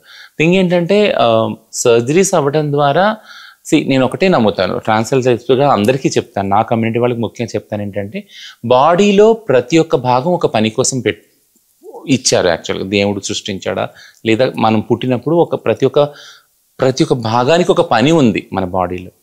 ఒకవేళ ఆ భాగాన్ని తీసేసినప్పుడు లేదా రీప్లేస్ చేసినప్పుడు వేరే దాంతో తీసేసినప్పుడు బర్డెన్ పడుతుంది. ఎందుకంటే ఇప్పుడు ఈ ఏలు ఉంది, ఫర్ ఎగ్జాంపుల్ ఏలు వెళ్ళిపోతుంది, ఈ ఏలు బర్డెన్ ఏళ్ళ మీద పడుతుంది కదా, అది మానసికంగా కూడా పడుతుంది. సో ఈ రెండు ఉన్నాయి, శారీరకంగా మానసికంగా కూడా మనం ప్లాన్ చేసుకోవాల్సి వస్తుంది. ఇది చేయలేదనుకోండి ఇదంతా, దీని ఎఫెక్ట్ కూడా పడుతుంది బాడీ మీద. సో సేమ్ లాజిక్ ప్రతిదానికి సర్జరీస్కి అవలంబిస్తాం మేము. ఒకవేళ మీ దగ్గర ఉన్న బాడీలో ఉన్న పార్ట్స్ తీసేసినప్పుడు దాని యొక్క ప్రెషర్ వేరే బాడీస్ మీద పడుతుంది, అది మెంటల్ హెల్త్ మీద పడుతుంది, దాని ద్వారా మీ రొటీన్ జీవితం ఏముందో అది డిస్టర్బ్ అవుతుంది. This is the big side effect యాక్చువల్గా. సో దానికి అనుగుణంగా మీరు ఇది ఎందుకు జరుగుతుంది ఒకవేళ సర్జరీ చేసుకుంటే అనేదాన్ని మీరు అసెస్ చేసుకోండి, మెంటల్ హెల్త్ కౌన్సిలింగ్ తీసుకోండి, అట్లానే ఫిజికల్గా ఉన్న ప్రాబ్లం వస్తే దాన్ని డాక్టర్కి చూపించుకోండి అని మేము చెప్తాం మా వాళ్ళ దగ్గరికి వచ్చింది. ఒక అండర్స్టాండింగ్ అందరికి వెళ్ళవలసిందంటే అందరికీ సర్జరీ అవసరం లేదు, సర్జరీ చేసుకున్న వాళ్ళకి స్పెషల్ కేర్ చాలా అవసరం. ఎందుకంటే ఏదైతే బాడీ పార్ట్స్ తీసేసుకుంటామో దాని ప్రెషర్ మిగిలిన బాడీ పార్ట్స్ మీద పడతాయి కాబట్టి కంటిన్యూస్గా మీరు డాక్టర్ దగ్గరికి వెళ్ళడం చాలా అవసరం if you want long life అనమాట. మా దానిలో ఒక రీసెర్చ్ ప్రకారం 50 నుంచి 55 ఏళ్ళ వరకే జీవిస్తారు ప్రతి ట్రాన్స్జెండర్ వ్యక్తులు ఎవరైతే సర్జరీస్ చేసుకుంటారో వాళ్ళందరికీ సైడ్ ఎఫెక్ట్స్ వస్తాయి, ఇవన్నీ వస్తాయి. ఇప్పుడున్న రీసెర్చ్ ప్రకారం 55 ఏళ్ళే బతుకుతున్నారు. సో వాళ్ళ ఫుడ్ హ్యాబిట్స్ కానీ, లైఫ్ స్టైల్ కానీ, మెంటల్ హెల్త్ ఇష్యూస్ కానీ చాలా ఉన్నాయి. సో హెల్త్ అనేది ఓన్లీ సర్జరీస్ కాదు, హెల్త్ అనేది కాంప్రహెన్సివ్. ఇప్పుడు 33 క్లినిక్స్ ఓపెన్ చేశారు కదా మొత్తం తెలంగాణ గవర్నమెంట్లో. మేము ఒకటే చెప్తాం, అంటే 33 క్లిక్స్ సర్జరీస్. నో, సర్జరీస్ అనేది లాస్ట్ వస్తుంది. మెయిన్ ఏంటంటే హెల్త్ వస్తుంది. యాక్చువల్లీ హెల్త్లో మెంటల్ హెల్త్ వస్తుంది. యాక్చువల్లీ అసలు మీరు జెండర్ డిస్ఫోరియాలో ఉన్నారా, మీకు అవసరమా సర్జరీ లేదా అనేది ఫస్ట్ వస్తుంది. యాక్చువల్లీ అది మన బాడీలో ఏ ఒక్క పార్ట్ కట్ చేసినా కూడా అది మనకి ఇబ్బంది కలిగిస్తుంది. డెఫినెట్లీ అది ఆడ అయినా మగ అయినా. డెఫినెట్లీ. సో ట్రాన్స్జెండర్స్ మీరు మీ అంగాన్ని కట్ చేసుకున్నప్పుడు దాన్ని సంతోషంగా ఫీల్ అవుతారా, లేకుంటే అది మిమ్మల్ని బాధ కలిగించేలా చేస్తుందా? 99.99% మీరు ఎవరు ట్రాన్స్జెండర్ వ్యక్తి ఎవరైతే సర్జరీస్ అయ్యారో అడిగితే వాళ్ళు ఒకటే సమాధానం చెప్తారు, they are happy, they are very much happy. ఎందుకంటే ఇంతకు ముందు ఆ అంగం కట్ చేసుకోవడం వల్ల అది నిజంగా మన మెంటల్ హెల్త్ మీద లేకుంటే మన బాడీ మీద ఎఫెక్ట్ పడుతుందని చెప్పేసి అంటున్నారు. సో మెంటల్ హెల్త్ వేరు, బాడీ హెల్త్ వేరు. యాక్చువల్లీ ఫిజికల్ హెల్త్ వేరు. ఫిజికల్ హెల్త్ మీద పడుతుంది, బట్ మెంటల్ హెల్త్కి ఎంతో అది బూస్టప్ ఇస్తుంది. ఫిజికల్ హెల్త్ మాత్రం ఇబ్బంది కలిగిస్తుంది, మెంటల్ గా మాత్రం they are very happy. Yeah, so ఇప్పుడు మీ ఈ రెండిట్లో చూస్ చేసుకోమంటే, ఈ రెండిట్లో మెంటల్ హెల్త్ ముఖ్యమా, ఫిజికల్ హెల్త్ ముఖ్యమా అని మీరు చూస్ చేసుకోవాలనుకున్నప్పుడు, ఇర్రెస్పెక్టివ్ ఆఫ్ జెండర్, ఆడవాళ్ళకి కానీ మగవాళ్ళకి కానీ ట్రాన్స్ వాళ్ళకి, మెంటల్ హెల్త్ ఈజ్ ఇంపార్టెంట్. ఎందుకంటే మెంటల్గా నువ్వు సాటిస్ఫై అయ్యి హాయిగా ఉండగలిగితే నీ ఫిజికల్ కూడా నువ్వు దాని విధంగా మౌల్డ్ చేసుకోవచ్చు. నువ్వు మెంటల్ హెల్త్గా డిస్టర్బ్ అయినావనుకో, అది లాంగ్ టర్మ్లో ఆ మెంటల్ హెల్త్ ఇష్యూస్ అన్నీ కూడా పైలప్ అయ్యి అది ఏవైతే క్యాన్సర్ లాంటి దీర్ఘకాలిక రోగాలు ఉన్నాయి దానికి దారితీస్తుంది. సో ప్రతి వ్యక్తికి సమాజంలో మెంటల్ హెల్త్ అనేది చాలా ఇంపార్టెంట్. ముఖ్యంగా ట్రాన్స్జెండర్ వాళ్ళు ఏదైతే ట్రాన్సిషన్ సర్జరీ చేసుకున్నారో దాంతో చాలా కాన్ఫిడెన్స్ వాళ్ళు పెరుగుతుంది. సరే ఈ అంగం పోయింది, ఈ ఇబ్బందులు అవుతున్నాయి, ఇవన్నీ పక్కన పెడితే నేను సోకాళ్ళు ఏదనుకున్నానో అది నా బాడీలో చేంజెస్ వచ్చినాయి, ఐఎమ్ సో హ్యాపీ. సో హ్యాపీగా ఉన్నవాళ్ళు ఖచ్చితంగా ఆరోగ్యంగా ఉంటారు. ట్రాన్స్జెండర్ వ్యక్తులకి చట్టాలు ఉన్నాయా, ఒకవేళ ఉంటే అవి ఎంతవరకు పనిచేస్తున్నాయి ప్రస్తుతం? సో రాజ్యాంగం ఏదైతే ఉందో భారత రాజ్యాంగం అందరికీ ఉంది, అది ట్రాన్స్జెండర్ వ్యక్తులకు కూడా ఉంది యాక్చువల్గా. సో 2014 జడ్జిమెంట్ ఏదైతే సుప్రీంకోర్టుతో వచ్చిందో, NALSA versus union of India, దానిలో అదే క్లారిటీగా సుప్రీంకోర్ట్ ఆఫ్ ఇండియా చెప్పింది ఏంటంటే, రాజ్యాంగ స్వతంత్రాలు ఏవైతే ఫ్రీడమ్స్ ఉన్నాయి కదా, అవి కానీ ఫండమెంటల్ రైట్స్ కానీ ఇవన్నీ కూడా ట్రాన్స్జెండర్ వాళ్ళకి వర్తిస్తాయి సమానంగా. బట్ కానీ సమాజం వాళ్ళు దూరంగా నెట్టవేయడం వల్ల అవేవి స్వేచ్ఛా స్వాతంత్రాలు కానీ ఆ హక్కులు కానీ వాళ్ళకి అందట్లేదని క్లియర్గా చెప్పింది సుప్రీంకోర్టు. సో అది మనం బేస్గా తీసుకుంటే ఒక ట్రాన్స్జెండర్ మూమెంట్లో అదొక హిస్టారికల్ ఘట్టం అది. దాని తర్వాత 2019లో ఒక చట్టం వచ్చింది, transgender persons protection of rights act అని. అదే యాక్ట్కి సంబంధించి 2020లో రూల్స్ వచ్చినాయి, గజెట్లో పబ్లిష్ అయినాయి. సో ఇవన్నీ కూడా ట్రాన్స్జెండర్ వ్యక్తులు, అలాగే 377 డీక్రిమినలైజ్ అయింది 2018లో Navtej Johar versus of union of India అనే కేసులో. ఇవన్నీ కూడా ఈ జడ్జిమెంట్స్ కానీ ఈ చట్టాలన్నీ కానీ ఇవన్నీ కూడా ట్రాన్స్జెండర్ వ్యక్తులు లేదా ఎల్జిబిటీ వ్యక్తుల యొక్క స్వతంత్రాన్ని సమానత్వాన్ని చాటి చెప్పేవే ఉన్నాయి, వాళ్ళ గురించి అడ్వకేట్ చేసే కానీ పాలసీ చేంజెస్ కోసం ఉన్నాయన్నమాట. చాలా ఏండ్లుగా సమాజంలో ట్రాన్స్జెండర్స్కి ఎటువంటి అంటే ఇంటర్నల్ ప్రాబ్లమ్స్ వచ్చినా ఎక్స్టర్నల్ ప్రాబ్లమ్స్ వచ్చినా, అంటే సమాజంలో వాళ్ళని ఎవరైనా చిడాయించినా, రోడ్డు మీద పోతున్నప్పుడు వాళ్ళ పైట లాగినా, లేదంటే వాళ్ళని అత్యాచారంకి గురైనా, లేకుంటే వాళ్ళు మర్డర్ చేసినా కూడా ఇటువంటి ఇష్యూలు చాలాసార్లు మనం సోషల్ మీడియాలో, ఎలక్ట్రానిక్ మీడియాలో చూస్తున్నాం. కానీ వీళ్ళకి ఇంత ఇబ్బంది అయినప్పుడు వాళ్ళు స్టేషన్కి వెళ్ళినప్పుడు ఎందుకు చట్టం దాన్ని చేతిలోకి తీసుకోవడం లేదు, ఎందుకు వాళ్ళ కేసులు వాళ్ళు ఫైల్ చేయట్లేదు? అంటే రాజ్యాంగబద్ధ ప్రకారంగా ఆడ మగాకి ఎంతైతే మనకు చట్టాలు ఉన్నాయో, మరి ఒక మనిషిగా పుట్టిన ట్రాన్స్జెండర్లకి వాళ్ళకి ఎందుకు చట్టాలు వర్తించడం లేదు? మరి ఇదంతా క్లియర్ చేసుకోవడానికి ఈ పోడ్కాస్ట్లో మనం ప్రముఖ doctor, supreme court and high court advocate Rajesh గారు ఉన్నారు. సార్ నమస్తే. నమస్తే అండి. సో నాకు తెలిసిన క్వశ్చన్ మీకు అర్థమయ్యే ఉంటుంది అనుకుంటా. ప్రస్తుతం సమాజంలో ట్రాన్స్జెండర్స్ ఎన్నో ప్రాబ్లమ్స్ ఫేస్ చేస్తున్నారు. ఒక ట్రాన్స్జెండర్ రోడ్డు మీద పోతుందంటే చాలామంది చిడాయించి పైట లాగుతాయి, వెంటనే ఆమె పోలీస్ స్టేషన్లో కంప్లైంట్ ఇస్తే అది వెంటనే ఫైల్ చేసి వాడిని తీసుకొచ్చి ఎందుకు లాగో ఏంటని చెప్పేసి పనిష్మెంట్ ఇస్తారు. ఎస్, ఇది రెగ్యులర్గా జరిగేది. అదే ఒక మర్డర్ జరిగినా కూడా వెంటనే దాన్ని కేసు ఫైల్ చేస్తారు. సో అది అటెంప్ట్ మర్డర్ కింద చేసి దాన్ని కోర్టుకు పంపిస్తారు. నెక్స్ట్ ఒకవేళ అత్యాచారం జరిగిన లేదంటే బెదిరింపులకు పాల్పడ్డా కూడా ఇవన్నీ కూడా చట్టం చేతులకు తీసుకొని దాన్ని చాలా క్లియర్ కట్గా దాన్ని కోర్టు దాకా తీసుకెళ్ళి దాన్ని పరిష్కారం చేస్తుంది. అదే ట్రాన్స్జెండర్ విషయానికి వస్తే ఇన్ని విషయాల్లో చట్టం ఎందుకు వీళ్ళ ఒక కేసులను చేతులకు తీసుకొని వాటిని ఎందుకు దాని నుంచి సాల్వ్ చేయలేకపోతుంది, వాళ్ళని ఎందుకు అవాయిడ్ చేస్తున్నారు అంటే అకార్డింగ్ టు రాజ్యాంగబద్ధ ప్రకారంగా మన ఆడ మగాలకు సమాజంలో ఎటువంటి చట్టాలు ఉన్నాయో అవన్నీ మనకు వర్తిస్తున్నాయి. ఒక మనిషిగా పుట్టిన ట్రాన్స్జెండర్లకు వాళ్ళకి ఎందుకు ఈ చట్టాలు వర్తించడం లేదా, లేదంటే కావాలని అవాయిడ్ చేస్తున్నారా? లేదండి, యాక్చువల్గా ట్రాన్స్జెండర్ అనే పదం ఇంతకుముందు 2014లో సుప్రీంకోర్టు గైడ్లైన్స్ ప్రకారము ఒక థర్డ్ జెండర్ అనే వర్డ్ అఫీషియల్గా యాడ్ చేయడం జరిగింది. దాన్ని బేస్ చేసుకొని జ్యుడిషియల్ రివ్యూని బేస్ చేసుకొని పార్లమెంట్ మన చట్టంలో 2019లో TPA act, transgender protective act అనేది తీసుకురావడం జరిగింది. ఆ యాక్ట్ వల్ల క్లియర్గా మళ్ళీ రీఇన్స్టిట్యూట్ చేస్తుంది ఏంటంటే all the fundamental rights, all the fundamental duties and all the DPSP, directive principle of state policy, will applicable to the transgenders అని క్లియర్గా యాక్ట్లో మెన్షన్ చేయబడింది. ఇప్పుడు ఎవరైతే ఫండమెంటల్ రైట్స్ వైలేట్ చేస్తున్నారో, ఫండమెంటల్ రైట్స్ అంటే ఏంటి, నాకు ఈక్వాలిటీగా, ఇప్పుడు మేల్ కి ఫీమేల్ కి ఏ విధంగా పోలీస్ స్టేషన్ వాళ్ళు కంప్లైంట్ రిసీవ్ చేసుకుంటారో ట్రాన్స్జెండర్ కూడా అదే విధంగా నాకు పోలీస్ స్టేషన్ కంప్లైంట్ రిసీవ్ చేసుకోవాలి. Article 19 right to freedom of expression.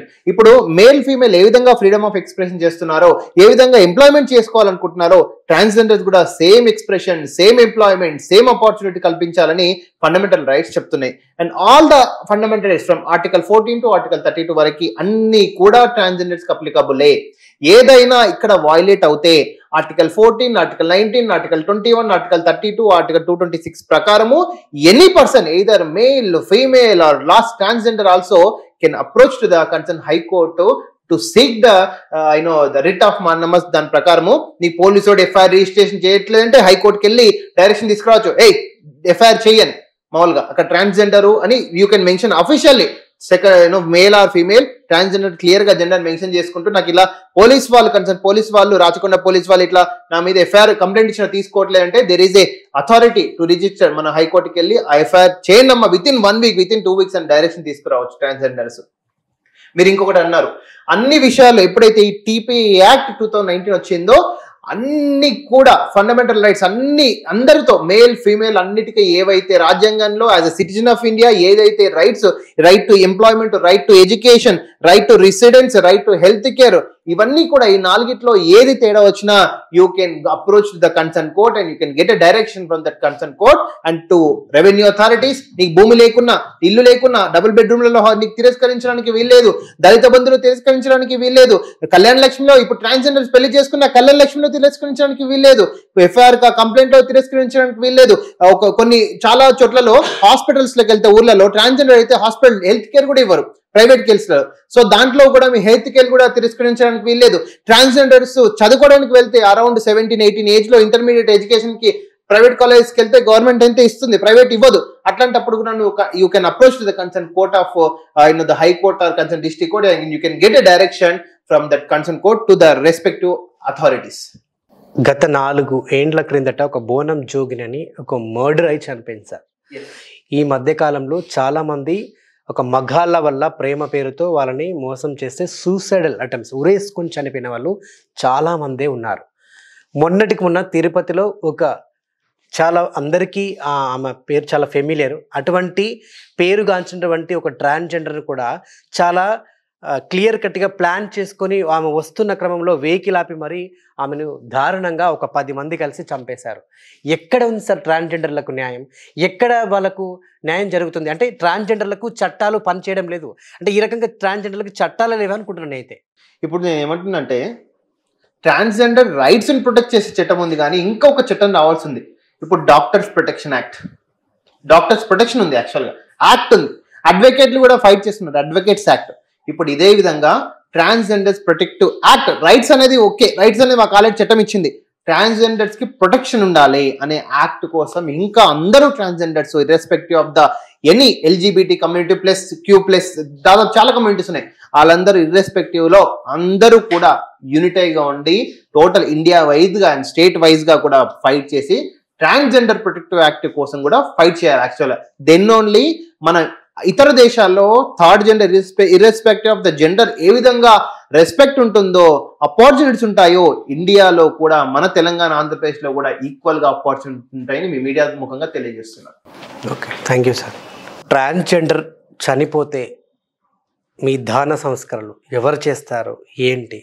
అదే ఒక సామాన్యుడు చనిపోతే చుట్టాలు పక్కాలు ఆడవాళ్ళు మగవాళ్ళు వాళ్ళు వీళ్ళు అందరూ వచ్చి ఈ యొక్క కార్యక్రమాన్ని చాలా బాగా విజయవంతంగా చేసి ఆయనకు శాంతి కలిగించేలా చేస్తారు. మరి ట్రాన్స్జెండర్లు చనిపోతే మీ పరిస్థితి ఏంటి? ఇది అంటే అన్ని ఇంటర్వ్యూస్లో నన్ను ఈ క్వశ్చన్ అడుగుతున్నారు, but I can know like ఎక్కడి నుంచి వస్తుంది ఈ క్వశ్చన్ అనేది అర్థం చేసుకోగలను. 2 క్లారిటీస్ ఎప్పుడు నేను ఇస్తాను. ఒకటి ఏంటంటే ఆ పుట్టిక ఎంత నిజమో చావు కూడా అంతే నిజం కదా. సో చనిపోయినప్పుడు ట్రాన్స్జెండర్ వ్యక్తులు అంటే ఒక మా దగ్గర హిజ్రా అనే ఒక కమ్యూనిటీ ఉంది. నేను ఇంతకుముందు చెప్పాను, వాళ్ళు ఒక ఆచారం పాటిస్తారు. ఆ ఆచారం ప్రకారము మ్యాక్సిమం మంది హిజ్రా కమ్యూనిటీలో ఇస్లాంని తీసుకున్న వాళ్ళు ఉన్నారు కాబట్టి వాళ్ళు ఇస్లాం తరికగా చేసేవారు. బట్ వాళ్ళు ఇస్లాం తీసుకున్నా కానీ పగలు లెగిస్తే అందరూ హిందూ వాళ్ళ ఇంట్లోనే వాళ్ళు బదాయికి అని వెళ్ళేవాళ్ళు, అడుక్కునేవాళ్ళు. థింగ్ ఏంటంటే ఆ ఒక కమ్యూనిటీని చూసి ఒక మిత్ ఏముంది అంటే, ఒక భ్రాంతి ఏముంది అంటే, వాళ్ళ చావు ఎవరు కనపడకుండా చేస్తారు, రాత్రిపూటలు దాన సంస్కారాలు చేస్తారు, అది ఎవరు చూడకూడదు. ఇటువంటి చాలా మిత్స్ అండ్ మిస్కాన్సెప్షన్స్ యూట్యూబ్లో కూడా ఉన్నాయి, చాలా వీడియోస్లో చూశాను. అలాంటిది ఏం లేదు. ఆ హిజ్రా సంస్కృతిలో వాళ్ళు ఇస్లాం పాటిస్తారు కాబట్టి దాని తరికగా వాళ్ళు చేస్తారు. కానీ ఇప్పుడు వాళ్ళు ఆ ఒక్క ఇస్లాంకి రెస్ట్రిక్ట్ అయ్యి లేరు. హిజ్రా కమ్యూనిటీలో కూడా చాలా మేజర్ డెసిషన్స్ తీసుకున్నారు. ఏ రిలీజన్ అయినా కానీ వాళ్ళు యాక్సెప్ట్ చేస్తున్నారు. ఆ రిలీజన్ ప్రకారం వాళ్ళు ఫాలో అవ్వచ్చు. హిజ్రా కమ్యూనిటీలో ఉన్న వాళ్ళకి ఆ ఫ్రీడమ్ ఇచ్చింది ఇప్పుడు ఆ కమ్యూనిటీ. సో ఇప్పుడు ఈ అండర్స్టాండింగ్ రావాల్సిన అవసరం చాలా ఉంది. ఏంటంటే ఇప్పుడు నేను హిందూగా పుట్టాను, నేను హిజ్రా అయిపోయాను ఫర్ ఎగ్జాంపుల్, లేదా నేను ట్రాన్స్ అని ఓపెన్ అప్ అయ్యాను. సో నాకంటూ అసలు ఇంట్లో ఏది జాగా ఉండదు, అసలు ఇంట్లోనే పంపించేస్తారు తల్లిదండ్రులు అందరు బయటికి. అప్పుడు నేను ఒక గ్రూప్ తయారు చేసుకుంటాను, నాకు సంబంధించిన కమ్యూన్లో ఉంటాను. వాళ్ళందరూ నాకు కేర్ అండ్ సపోర్ట్, ఒకరికొకరు సహాయంగా ఉంటారు. ఒకవేళ నేను హిందూగా పుట్టి నేను హిందూయిజంలో ఫాలో అవుతున్నప్పుడు ఖచ్చితంగా నా చావు ఏదైతే ఉంటుందో అది హిందూ తరికలానే అవుతుంది. క్రిస్టియన్ అయితే క్రిస్టియన్ తరికలు అవుతుంది. సో ఇందులో ఈ మిత్ని మనం బ్రేక్ చేయాలి. ఏంటంటే ట్రాన్స్జెండర్ వాళ్ళు చనిపోతే ప్రత్యేకమైన రిచువల్స్ అనేవి ఏమీ లేవు. రిచువల్స్ అనేవి కులం లేదా మతం ప్రాతిపదికగా ఉన్నాయి. దాని ప్రకారం వాళ్ళు ఏ కులంలో పుట్టారు, ఏ మతం ప్రకారం దాని ప్రకారమే జరుగుతాయి అంతే. సో ప్రత్యేకించి వారికంటూ ఏమీ లేవు. ఓకే, ఈ సమయంలో తీసుకెళ్ళాలి, వాళ్ళకు కూడా 10 days చేస్తారా చేయరా ఇదంతా ఉంటుంది కదా, అట్లేం లేదు. వాళ్ళు ఒకవేళ ఒక కులంలో పుడితే ఆ కులం కట్టుబాట్లు ఎలా ఉన్నాయి, చావు అయినప్పుడు ఆ మత ప్రకారం ఆచారం ప్రకారం అదే ఫాలో అవుతుంది. ఓకే, సో ప్రజెంట్ గవర్నమెంట్ నుంచి మీకు ఏదైనా మేలు జరుగుతుందా? సామాన్యులకు ఆడ మగకు వచ్చినట్టు ఆధార్ కార్డులు కానీ, ఓటర్ ఐడీలు కానీ, ఇంకా ఇతర కానీ, సో ఏమి బెనిఫిట్స్ మీకు అందుతున్నాయి? సో అదేవిధంగా గవర్నమెంట్ నుంచి మీరు ఇంకా ఏమి ఎక్స్పెక్ట్ చేస్తున్నారు? సో ఒక హిస్టారిక్ మూవ్ ఏదైతే ఉందో తెలంగాణలో వేయబడింది, ఈ 33 క్లినిక్స్ 33 జిల్లాల్లో స్టార్ట్ చేయడం అనేది దేశంలో ఎక్కడ జరగలేదు. దిస్ ఈస్ హిస్టరీ యాక్చువల్గా. సో దానికి చాలా మేము రుణపడి ఉన్నాం, కృతజ్ఞతలు కూడా చెప్తున్నాం ప్రభుత్వానికి. ఎందుకంటే Telangana will be the first state, మిగిలిన స్టేట్స్ కూడా స్టార్ట్ చేస్తారని అనుకుంటున్నాం. హెల్త్ అనేది సర్జరీస్ కాదు, హెల్త్ అనేది చాలా పెద్ద సబ్జెక్టు. సో ఓవరాల్ హెల్త్ అందులోకి వస్తుంది. మంచి చెడు బాగోగులు, శరీరం సంబంధించిన మానసిక ఆరోగ్యం, that's a very good move. Second move, ఇప్పుడు 44 మందికి కానిస్టేబుల్ ఉద్యోగాలు ఇచ్చారు, which is also history actually గా. 44 మందికి, అందులో 21 ట్రాన్స్ మెన్ ఉన్నారు, మిగిలిన వాళ్ళందరూ ట్రాన్స్ విమెన్ ఉన్నారు. సో ఏదైతే ట్రాఫిక్ సిగ్నల్లో అడుక్కునే వాళ్ళు మా వాళ్ళు, అదే ట్రాఫిక్ సిగ్నల్లో ఇప్పుడు డ్రెస్ వేసుకొని ఒక కానిస్టేబుల్ లాగా నిలబడతారు యాక్చువల్గా, విచ్ ఇస్ హిస్టారిక్. అంటే మొత్తం కంట్రీకే అది ఒక రోల్ మోడల్గా ఉంది తెలంగాణ. సో దానికి కూడా we are very thankful to the government, Telangana government. So ఇంకా నెక్స్ట్ కావాల్సిన వాటికి ఏమన్నా వస్తాను. కావాల్సింది ఏంటంటే సేఫ్టీ, సెక్యూరిటీ. ఇప్పుడు లాయర్ గారు చెప్పినట్టు ఏదైతే మ్యారేజ్ పిటిషన్ ఆల్రెడీ సుప్రీంకోర్టులో ఉంది, అంటే మ్యారేజ్ చేసుకునే హక్కు ఇవ్వమని వెంటనే అడగట్లేదు. మేమేమంటే మా దగ్గర అప్రోచ్ అయ్యే ఎవరైతే సోకాల్డ్ మగాళ్ళు ఎవరైతే ఉన్నారో, లేదా ట్రాన్స్మెన్ అయితే ఆడవాళ్ళు ఏదైతే ఉన్నారో, మేము రిలేషన్షిప్స్లో వెళ్తాం. మేము మనుషులమే కదా, రిలేషన్షిప్స్లో మేము ఉన్నప్పుడు ఆ ప్రేమను మేము కోరుకున్నప్పుడు కొంతకాలం వరకు ఉండి ప్రేమించి ఆ తర్వాత హఠాత్తుగా వాళ్ళు మాయమైపోతారు మా జీవితంలో నుంచి. మాయం అయిపోయినప్పుడు ఒకలాంటి ట్రామాలోకి వెళ్ళిపోతాం మేము. ఓకేనా? ఆ ట్రామా నుంచి బయటపడటం చాలా కష్టం, మెంటల్ హెల్త్ చాలా డిస్టర్బ్ అవుతుంది. సో ఇవన్నీ ఎందుకు చెప్తున్నానంటే గత 21 నుంచి 2021 నుంచి తీసుకుంటే తెలంగాణలో ప్రతి నెల 2 నెలలకు ఒక సూసైడ్ అవుతుంది. ఇప్పుడు కొత్తగా రీసెంట్గా ఎవరైతే పార్ట్నర్స్ ఉన్నారో, అంటే ఇప్పుడు ట్రాన్స్ ఉమెన్తో పార్ట్నర్షిప్లు ఉన్నారు, వాళ్ళు కూడా సూసైడ్ చేసుకున్నారు. థింగ్ ఏంటంటే this is a red flag. మనందరం ఏమి ఆలోచించాలంటే ఇది ఎక్కడో ఏదో జరుగుతూ ఉంది తప్పు. దీన్ని అడ్రస్ చేయాలంటే కనుక ఈ రిలేషన్షిప్స్ ఏవైతే ఉన్నాయో ఇవి సేఫ్ చేయాలి, సెక్యూర్ చేయాలి. యాక్చువల్లీ దీనిలో ఉన్న వైలెన్స్ని అడ్రస్ చేయాలి మనం. దీన్ని ఒక పాలసీగా తెమ్మని అడుగుతున్నాం. ఏంటంటే ఎవరైనా ట్రాన్స్జెండర్ వాళ్ళు ఒకవేళ రిలేషన్షిప్లో ఎంటర్ అవుతుంటే, వాళ్ళతో ఎంటర్ అవుతుంటే ఖచ్చితంగా ఒక ఒక ఒక అలారం రింగ్ అవ్వాలి. ఏంటంటే వీళ్ళతో వెళ్ళినప్పుడు ఖచ్చితంగా మనం రేపొద్దున ఈ రిలేషన్షిప్ని ఒకవేళ విడిగా ఉండమని డిసిషన్ తీసుకున్నప్పుడు, బ్రేకప్ చేసినప్పుడు ఖచ్చితంగా లైబుల్గా ఉంటాం మనం. వాళ్ళకి ఏదో ఒకటి వాళ్ళు మనతో స్పెండ్ చేసిన ఏదైతే టైం ఉందో, ఫీలింగ్స్ ఉన్నాయో, ఆ హర్ట్ చేసిన దానికి దాన్ని ఎవ్వరూ కంపన్సేట్ చేయలేరు. యాక్చువల్లీ నేను ఓన్లీ ట్రాన్స్జెండరే అన్నాను, అది ఏ రిలేషన్షిప్లో కూడా ఉంది కదా, ఆడమగలో కూడా. సో ఒక పాలసీగా రావాల్సింది ఏంటంటే, మా నెక్స్ట్ డిమాండ్ గవర్నమెంట్స్ ఏంటంటే, ఒకవేళ ఒక ట్రాన్స్జెండర్ వ్యక్తితోటి రిలేషన్షిప్లో ఎవరైనా ఎంటర్ అవుతుంటే వాళ్ళు గుర్తుపెట్టుకోవాల్సిన కొన్ని విషయాలు పాలసీగా తండి. మీరు కొంతకాలం నుండి విడిపోతుంటట్లయితే ఖచ్చితంగా ఆ వ్యక్తికి, ఆ ట్రాన్స్జెండర్ వ్యక్తికి భరణం కానీ, లేదా కంపన్సేషన్ కానీ, లేదా లైఫ్ లాంగ్ ఏం సేఫ్టీ మీరు ఇస్తారనేదాన్ని మీరు ఒక పాలసీగా తండి. ఖచ్చితంగా ఒకవేళ మీరు మ్యారేజ్ చేసుకున్నా, వాళ్ళతో కలిసి ఉన్నా కానీ కొన్ని రోజుల తర్వాత వెళ్ళిపోతే మీరు ఖచ్చితంగా అవి చేయాల్సి ఉంటుంది అనేది ఒక పాలసీగా తెమ్మని అడుగుతున్నా. దీనివల్ల ఒక సేఫ్టీ ఏమవుతుందంటే, ఎలా అంటే అలా రిలేషన్షిప్స్లో ఉండి వెళ్ళిపోయే ఒక ఏదైతే హ్యాబిట్ ఉందో దానికి ఒక అడ్డుకట్ట అవుతుంది. మా ట్రాన్స్జెండర్ వాళ్ళని సేవ్ చేసుకోగలుగుతాం, సూసైడల్ కాకుండా, మెంటల్ ట్రామా కాకుండా, లోన్ కాకుండా చూసుకోగలుగుతాం. రెండోది ఏంటంటే హింస, ఈ రౌడీ, ఈ వైలెన్స్, క్రైమ్ ఏదైతే ఉందో దీనికి ఒక అడ్డుకట్ట వేయాలి. Already transgender person protection of rights act rules అన్నీ చెప్తున్నాయి ఏంటంటే ఏదైతే వైలెన్స్ ఉందో, ఒకవేళ వైలెంట్గా ఉన్నట్టు మినిమం ఇచ్చారు అందులో 2 ఏళ్ళు శిక్ష అని. బట్ దాన్ని ఫస్ట్ నుంచి కూడా యాక్ట్ అవ్వక ముందు నుంచి కూడా మేము చెప్తున్నాము, అది 2 ఏళ్ళు సరిపోదు, దాన్ని పెంచండి అని. అంటే ఆడవాళ్ళని రేప్ చేస్తే, లేదా ఆడవాళ్ళని మర్డర్ చేస్తే, లేదా SC/ST అట్రాసిటీ ప్రకారం దళిత్ ఉమెన్కి ఏదన్నా జరిగితే, ఇవన్నీ ఇన్ని రకాల ప్రకారం రేప్ అయితే ఇన్ని రకాల ప్రకారం మినిమం ఏదైతే ఉందో అది 7 to 9 years ఉంది. సో ట్రాన్స్జెండర్ వల్ల ఎంత క్రైమ్ పెరుగుతుంది? అదే, సో వీళ్ళకి 2 ఏళ్ళు ఇవ్వటం వల్ల అది బెయిలబుల్ అఫెన్స్. అది అంటే నాన్ బెయిలబుల్ అని చెప్తున్నారు, బట్ కానీ అక్కడికక్కడ వాళ్ళు స్టేషన్ బెయిల్ తీసుకొని వెళ్ళిపోతారు. ఒక మర్డర్ చేసినా కానీ, లేకుంటే ఒక సెక్షువల్ హెరాస్మెంట్ చేసినా కానీ ఒక భయం లేదు. ఒక ఏంటంటే ఒక భయము, వీళ్ళ దగ్గరికి వెళ్తే, వీళ్ళ జోలికి వెళ్తే, వీళ్ళ బాడీని డిస్టర్బ్ చేస్తే మనకి ఇంత కఠినమైన శిక్షలు పడతాయని ఆ భయం లేదు కదా. నేను ఇది అడ్వకేట్ చేయట్లేదంటే ఆ సెక్షువల్ కఠిన పడటం వల్ల ట్రాన్స్జెండర్ వాళ్ళ మీద అత్యాచారాలు ఇవన్నీ తగ్గుతాయని నేను అంటలేదు, బట్ ఆ భయమే లేదు ఫస్ట్ ఆఫ్ ఆల్ ప్లేస్లో, సమాజంలో. సో ఖచ్చితంగా అట్లాంటి ఒక పాలసీ కానీ, చట్టం కానీ, చట్టంలో సవరణలు కానీ జరగాలి.